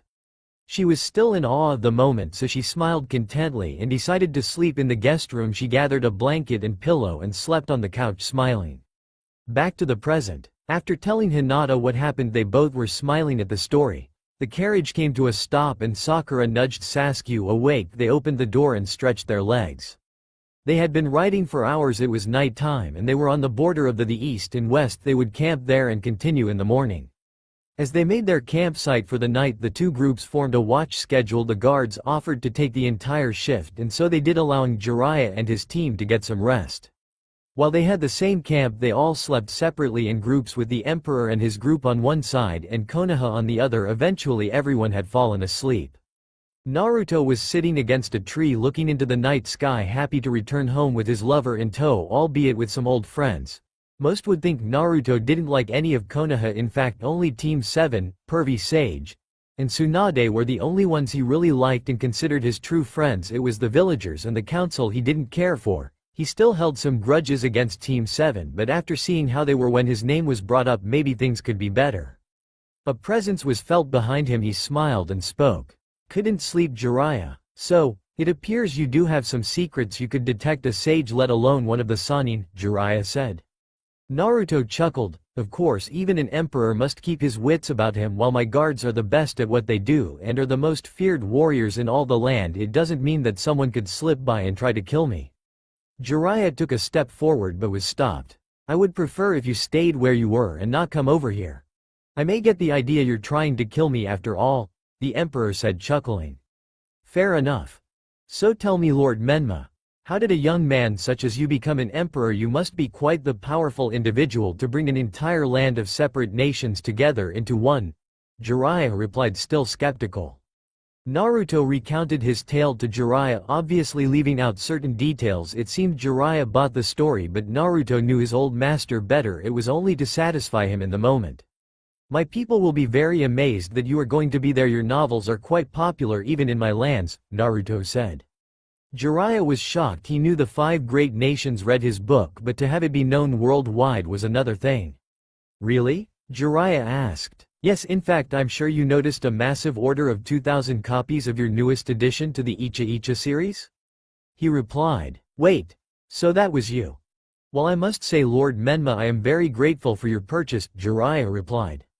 He chuckled, then spoke. Yes, my people were demanding the newest edition was made available to them, so I ordered as many copies as I could. In fact, I made quite the money move for my capital. I had all your books ordered there, and when I advertised your books were there, people from all over the empire came to buy them, making us quite a bit of money. Well, thank you once again, Jiraiya said. You're welcome. Now I suggest you get some sleep. We will arrive in the capital soon. The journey ahead is still quite a long one. There's no need to spy or watch me. I'll be fine, Naruto said. HMPH. I will see you in the morning then, Lord Menma, Jiraiya said. When Jiraiya went back to the campsite, a voice was heard in Naruto's head. Do you think they know?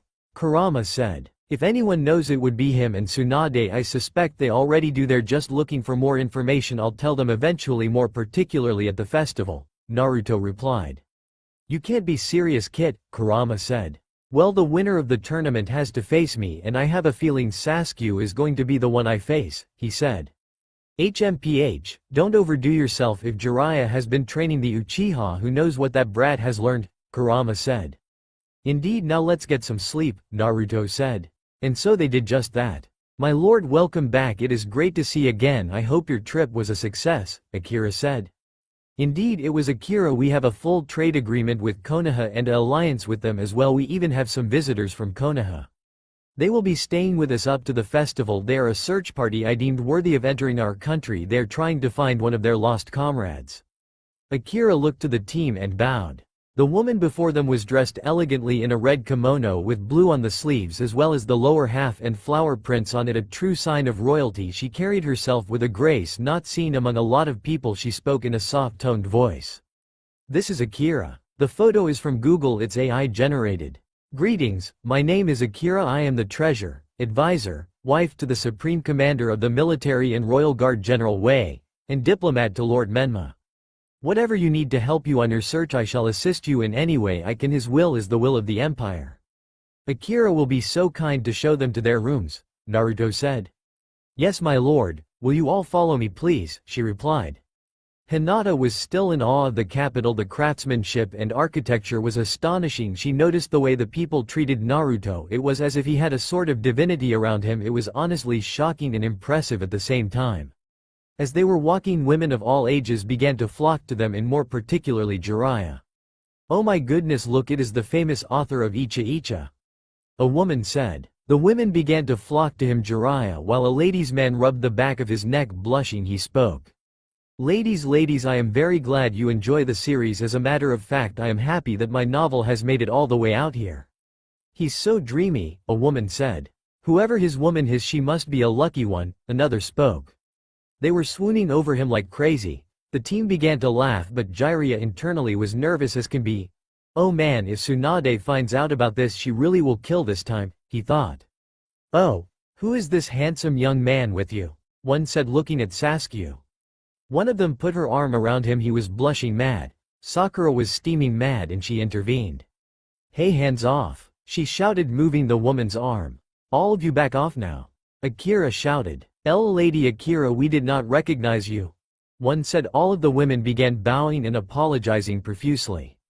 These are guests of our emperor and will be treated with dignity and respect. Now I suggest you all return to what you were doing before I let him know that his esteemed guests have been mistreated by your actions," she said in a threatening voice. All of the women scattered after that. After a while they continued to walk through the city and noticed a massive temple in the city square. Sakura then spoke up. "What's the temple used for?" "This is the temple of Inari. We worship only Inari while we hold all of the gods in the most highest respect and regard. It was Inari who delivered us his fox messengers. That messenger was in the form of a blonde-haired boy. He protected the weak from those who would do them harm. It's because of him we found our emperor. He has been blessed by the gods and chosen to rule," Akira said. They all knew she was talking about Naruto. This was good news. It means he was here at one point. "Is this what the mandate of heaven is?" Sasuke asked. "Indeed. It is. It means that only one ruler is fit to rule the empire and was divinely chosen by the gods, more particularly by Inari himself," Akira stated with a glint in her eyes and a smile across her face. It was clear that not only were they fiercely loyal but they were also religiously devoted as well. The team arrived at the hotel and got situated in their new rooms and began go over the plan for the search and how it should be conducted. They were given multiple maps not only of the capital but of the entire Western nation. The hospitality they were shown was amazing to say the least. Eventually they were interrupted by a knock at the door. It was Akira. She spoke. "Pardon the interruption, but Lady Hinata, would you be so kind to follow me to the palace? The emperor wishes to have a word with you." "Pardon me, Akira, but if it has to do with her then it has to do with all of us," Sakura spoke. "Sorry, but His Majesty was very specific and it was meant for Hinata," she replied. "It's okay guys, I'll be fine," Hinata said, walking out following Akira to the palace. Interesting," Kakashi said. "What is it?" Jiraiya said. "Sakura, correct me if I'm wrong, but wasn't Hinata quiet and reserved after Naruto's disappearance?" "Yes," she said. "She's been happier, and if you noticed she was almost excited to speak with him. I think there's more going on than we realize," he said. "You think he's here?" Sasuke said. "It's possible," Kakashi said. "Alright, let's rest and we will begin our search fully tomorrow. Let's get to know the people here first," Jiraiya said. Royal Palace. Later. Hinata stood in large room taking in the sights around her while Akira went to the other room meeting Wei, Alton, and Naruto himself. "Is that her?" Wei spoke. "Yes it is," Naruto replied. "So she is to be empress then," Alton said. "Do you have an issue with that?" Naruto asked seriously, raising an eyebrow. "No sire, I was just making a statement is all," Alton said apologetically. Naruto smirked. "Yes, she is to be empress, she's the one I told you about. However, there are things that need to be done first before any of that happens. Now she is to be treated with the utmost respect. I'm sure I do not need to remind you that, which brings me to another issue. I heard you guys were bombarded with women when they saw Jiraiya," he said. "Yes my lord, they surrounded them but I told them to back off," Akira said. "Good, they also are to be treated with the utmost respect as well. Am I clear?" Naruto said. "Of course my lord," they all said. "You chose well Naruto," Wei said. "Yes, I can't think of a better candidate. A princess from the legendary Hyuga clan, no less, that carries the Byakugan. You two will definitely bear strong children," Akira said, earning a laugh from everyone. "Alton," Naruto said. "Yes my emperor?" he replied. "The Konoha shinobi are to be trailed and shadowed while I trust them. Jiraiya of the Sannin is a bit of a super pervert and I do not need any incidents regarding the woman of my country, as I'm sure you heard when he was surrounded.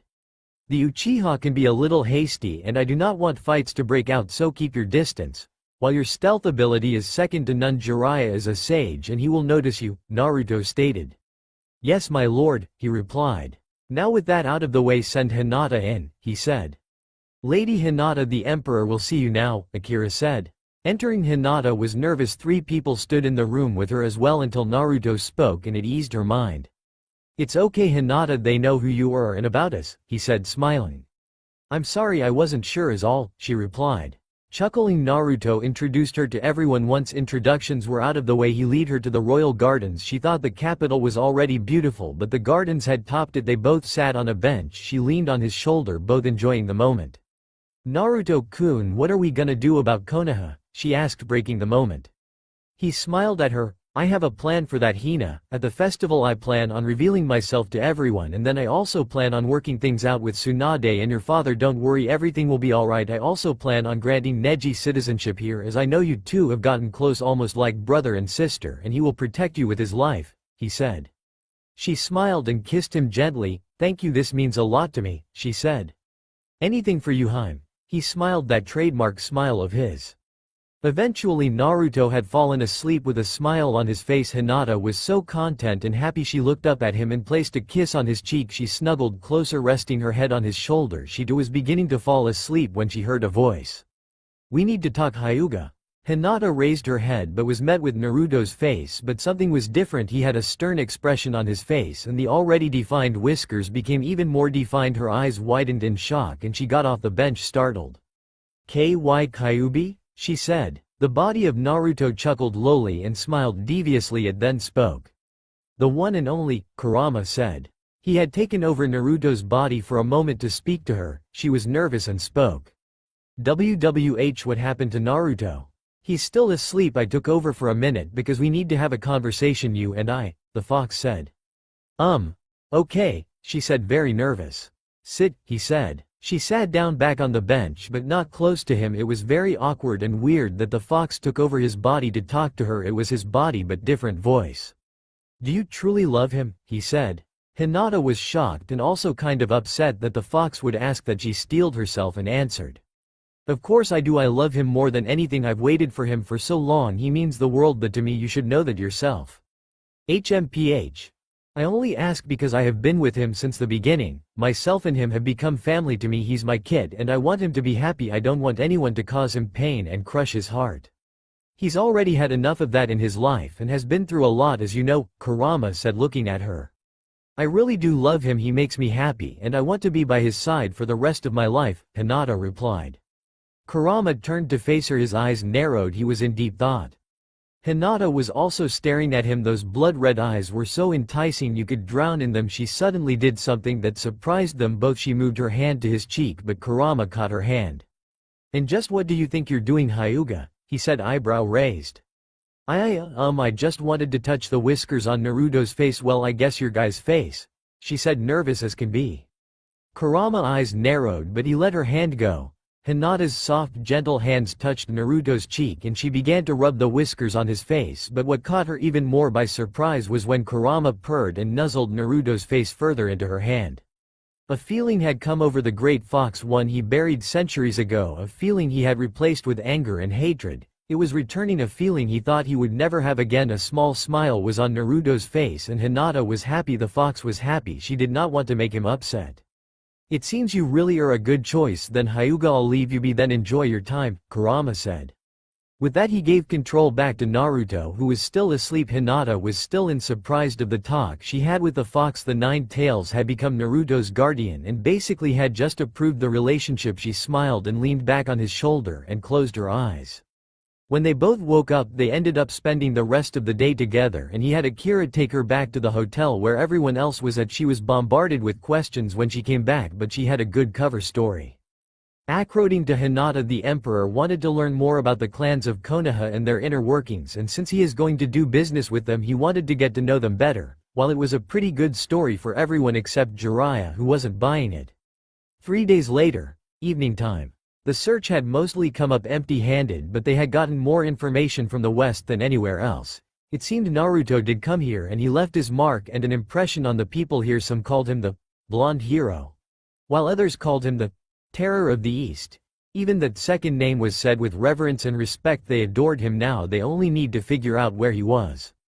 Hinata was so proud of Naruto and saw the respect he gained of the people here. Every time they spoke about him, she felt a sense of pride knowing that her Naruto was still protecting people in another country.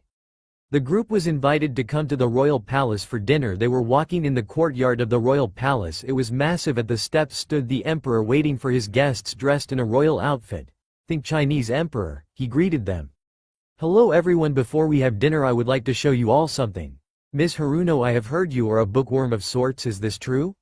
"Why yes, Lord Menma, I am," she said, blushing a bit. "I thought so. Follow me," he said, smiling.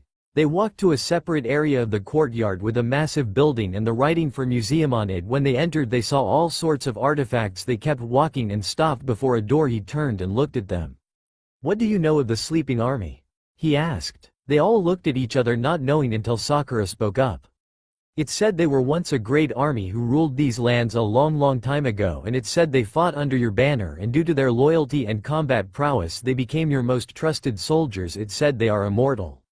According to most legends they turned themselves into stone guarding a tomb where they await their emperor so they may follow him into the afterlife."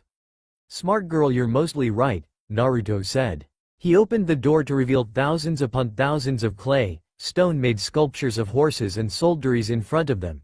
"It's the terracotta army." Sakura was shocked. She turned immediately to the emperor. "No way, they are real," she shouted. "Terracotta army? Yes, they are. In fact, this is a tomb dedicated to that battalion of soldiers who died in the 3-year war in forming the empire. I met them before the war started. They were the only sense of law and justice at the time. The capital city in which we stand today was a bastion and beacon of hope back then. Its defenders were the only true military in the region. They fought the warlords to a standstill, and I saved the capital one day from a devastating raid, and afterwards they all swore loyalty to me and named me the emperor, and so they have stuck beside me ever since. Matter of fact, they are my bodyguards. The Tiandi is their official name. The legends about them is over-exaggerated, but it keeps the people's morale high. I dedicated this museum to them. As you can see, there is a massive plaque and inscribed are the names of all who died," Naruto explained while placing his hand on the plaque, bowing his head thankful for their sacrifice. The group toured the area. They were admiring the craftsmanship. Every sculpture was perfectly cut. There were podiums that told the history of the Tiandi and how they came to be. After a while of touring the museum, Naruto spoke up. "I believe we still have dinner to attend to. We should head back as I'm sure you all are hungry," Naruto said, smiling. After arriving back at the palace they entered and were led to a dining room. Paintings were all across the palace. Most of them were of the emperor, but one caught Sasuke's eye. It was a young blonde-haired boy in an orange uniform being held up by the people while they cheered. "This is my favorite one," Naruto said. "Lord Menma, I need to know, is he dead?" Sasuke asked. "I am not sure, Uchiha. I haven't heard from him since the empire formed and the war was over. He was a great friend to me and my people. He taught me a lot of things and I know he means a lot to you and your team," he replied. "What did he teach you?" Sasuke asked. Placing a hand on Sasuke's shoulder, he replied, "To never give up and to never go back on your word." Sasuke looked at him and smirked. "Yeah, sounds like him. Now come, don't want the food to get cold, do we?" Naruto said, laughing. When everyone sat down, a toast was made. "On behalf of the people of the Western Empire, I make this toast to peace and prosperity between our two great nations, Banzai," Wei said. "Banzai," everyone replied, and the feast began. There were many dishes laid out, from fruits, veggies, to meats. To the Konoha team it was some of the best food they have ever had. They all enjoyed conversation with the emperor and his 3 members. Once dinner was concluded they all returned to their hotel for the night. Elsewhere. Unknown location and time. "So, Konoha and the Empire have an alliance then," a deep voice said. "It would seem that way, Lord Madara," a soft-spoken voice replied. "When is the festival, Zetsu?" another deep voice said. "It should be in 3 days' time, Lord Pain. All of the 5 great nations will be there, which will mean 2 Jinchuruki will be there as well," the plant-like creature known as Zetsu replied. It would be seen that Konoha sent a search team to the Empire to search for their Jinchuruki. A blue-haired woman said. "Who is on the search party, Konan?" the man known as Pain replied. "Sakura Haruno, Hinata Hyuga, Kakashi Hitaki, Itachi's brother Sasuke, and led by our old master Jiraiya," Konan answered. "Very well then. Pain, have Itachi and Kisame attend the festival. Tell them to only incapacitate and avoid detection. We don't need their cover being blown. This is strictly an intelligence mission. They are only to kill if it is a life and death situation. Am I clear?" Madara said. "Understood," Pain said, leaving the room. "We finally have our chance to get into the Empire and gain the information we need, and with that we can complete our mission. Project Tsukuyomi," Madara said. And with that the Akatsuki was once again on the move. Naruto awoke and stood on his balcony looking out to the city and the people he ruled. He smiled. Today was the Kanda festival. It was the most important day in the empire. People from all over the land were attending, and this was also the first time he was inviting the 5 great shinobi villages of the East. This was to be the biggest one yet. He had been meticulously planning, thinking of any scenario that could happen, from surprise invasion like Orochimaru did with Konoha to a terrorist attack from the Akatsuki. Since the agreement with Konoha, he was able to receive reports from them as well. There were also only 3 Jinchuriki left: the Raikage's brother Killer B, one of his most trusted friends, the 5th Kage Gaara of the Sand, and finally himself. It would be the perfect time to strike all the remaining Jinchuriki in one location. An opportunity like this couldn't be passed up. But did they even know he was alive and was now the Emperor of the West? Grunting and shaking his head in frustration, he got dressed, exited his room, and went to find Alton. "Ah, Alton, there you are. I need to speak with you," he said. Alton was dressed as his people dressed. He never really understood the need for fancy clothes. His were nice, but it was that of his people. Most in the palace or who were part of the council wore fancy clothing, especially on a day like this, it being the festival and all, but he was a nomad, and dressing how he did helped him blend in with populations. When collecting information, he was a spy after all. "This is Alton. This photo I found on Google. It's an AI image of a Mongolian nomad." "Yes, Your Majesty. What is it? Is everything all right?" Alton replied. "Depends on how you see it. I know we have planned everything and all the guards are in place and lookouts are ready, but it's not enough," Naruto said. "Sir?" Alton said, raising an eyebrow. "The Akatsuki, they're coming," Naruto replied, the seriousness in his voice clear as day. "Are you sure, my lord? We haven't had any recent reports regarding them, or any movement for that matter. They've been rather quiet recently." Alton still questioned, while he trusted Naruto to no end. This revelation was still shocking. "Trust me, Alton, they're coming. I don't know how many, but they are. All the remaining Jinchuriki are going to be here. Even I wouldn't pass that opportunity up," Naruto said. "Yes, but do they even know you're alive?"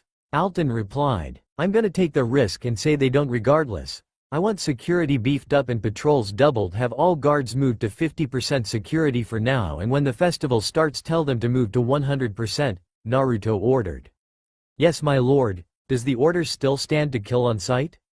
Alton replied. "No, not during the festival. If you or anyone spots them there, to come tell me immediately. I don't need bloodshed or panic in my city," Naruto said. "It will be done, my lord," Alton said, bowing. Walking away to finish things and greet the guests, Naruto thought to himself, "Come into my city uninvited, will you? I won't stand for it," his fists clenching. Palace courtyard. An hour later. Guests arrived in droves. Groups of shinobi were all around along with their respective cages, waiting for the emperor to greet them. Tsunade was standing impatiently waiting for Jiraiya and his team to show up. He was supposed to be here a while ago, and it didn't help that she was eager to hear the reports. "Is everything all right, Lady Tsunade?" A male with white eyes similar to Hinata said. Oh yes, Neji, I'm fine, thank you. Is everyone accounted for so far?" she replied. "Hi Hokage-sama. Teams Guy, Asuma, and Kurenai are present along with their Jonin senseis," Neji replied. "Good," Tsunade said. "Oi, Tsunade," came a voice. "That son of a bitch," Tsunade muttered as she walked over.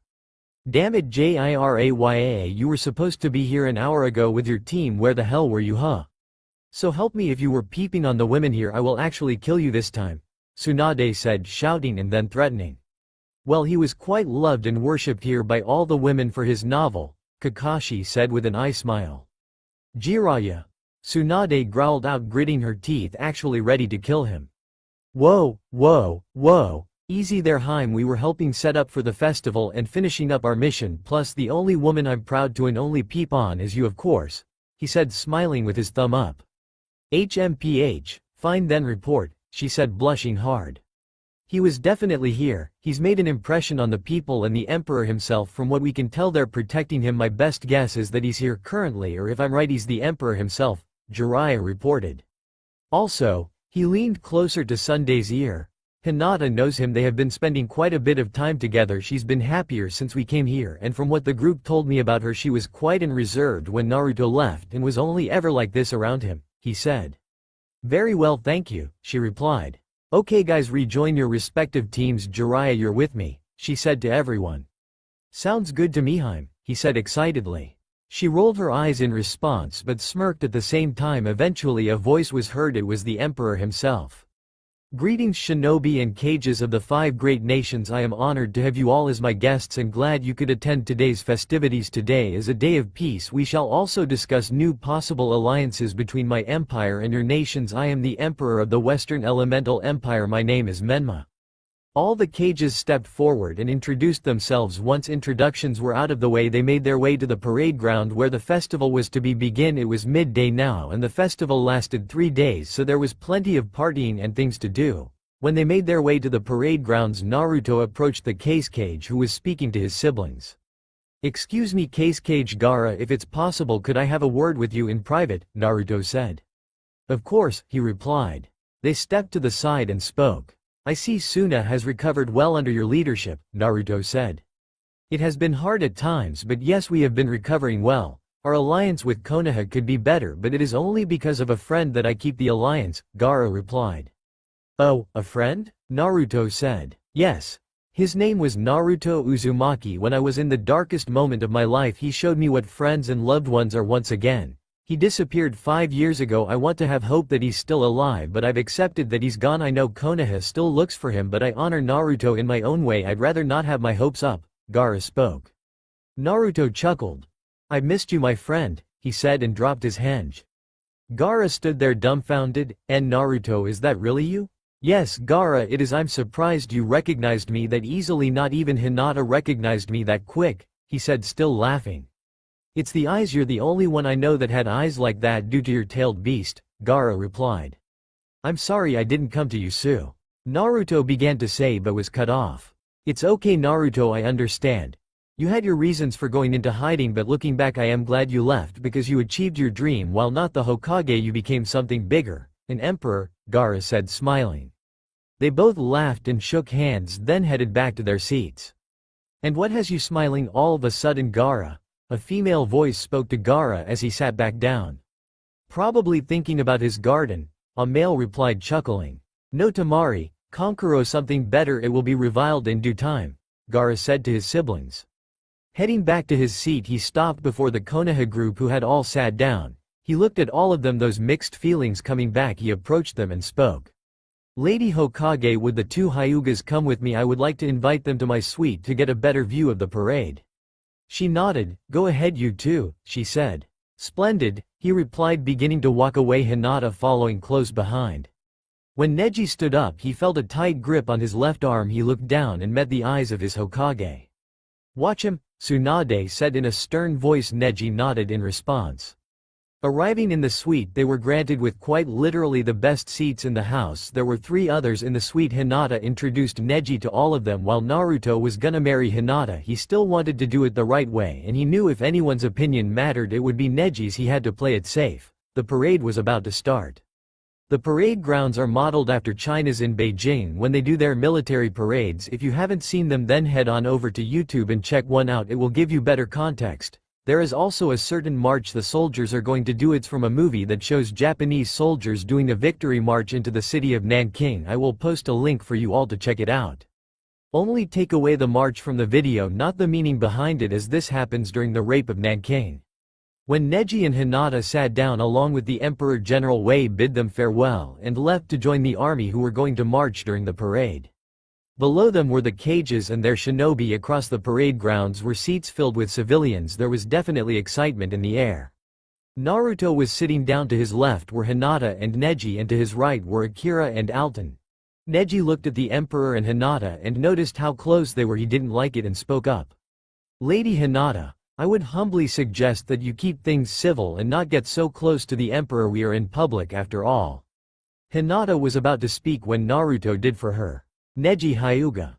You're the pride of the Hyuga, are you not? With your mastery of the Byakugan and intelligence, some would say you're even a prodigy." "Yes, Lord Menma," Neji replied. "Is it wrong for your cousin to live life a little? I know you are her ward and would do anything for her, but doesn't her happiness matter the most?" Naruto said. "Of course her happiness matters. I meant no disrespect," he said. Naruto chuckled. "I know, in fact I admire that you will do anything for her, just like I would do anything for any one of my people." "Neji, it's okay, he treats me really well and I'm having a great time, just relax," Hinata said.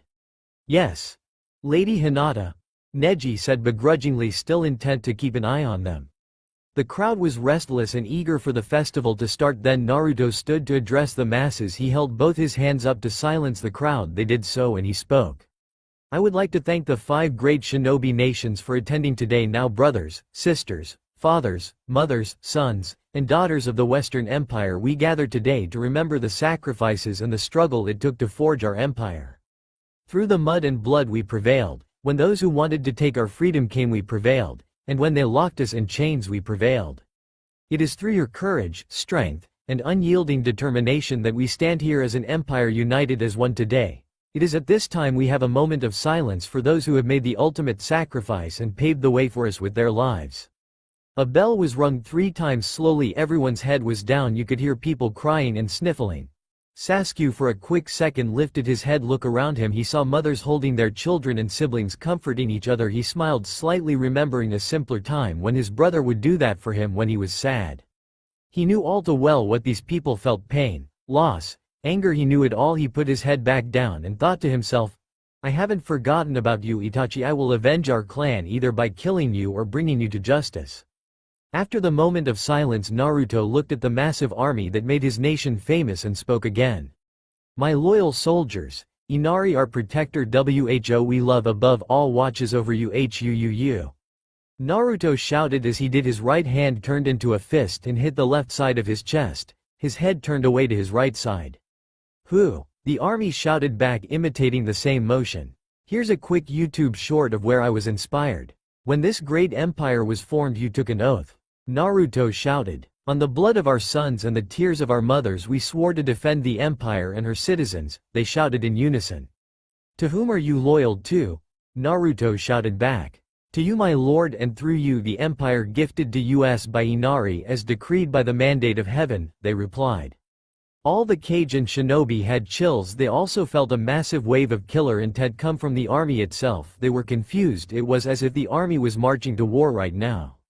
Never had they seen such fierce loyalty to one person and to its country. They thought their policies and beliefs on village loyalty was patriotic, but the West had them beat in patriotism. They also had never seen the devotion to a god quite like them. It only made sense. They worshipped Inari. Their banners were that of a fox. There even was a massive temple at the center of the city dedicated to him. Naruto looked down at Wei and gave him a nod, who was on the parade grounds by now, and shouted. Let the Kanda festival begin. Fireworks shot up into the sky and Wei shouted a command to the army. Hajime, he shouted. Drums were heard rumbling. The sound came from a float. Behind the float was army ready to march. In front of the float was a small group of about 1,000 men, their armor different from anyone else's, red feathers on top of their helmets. It was the legendary Tiandi. They were to lead the parade. When the drums stopped, they all dropped into what seemed like a taijutsu stance. They stood still like statues. Then a roar was heard from one of the men on the float and the drums started again. The men began to march. They moved so fluid, as if practicing taijutsu. As they moved, everyone was impressed, to say the least.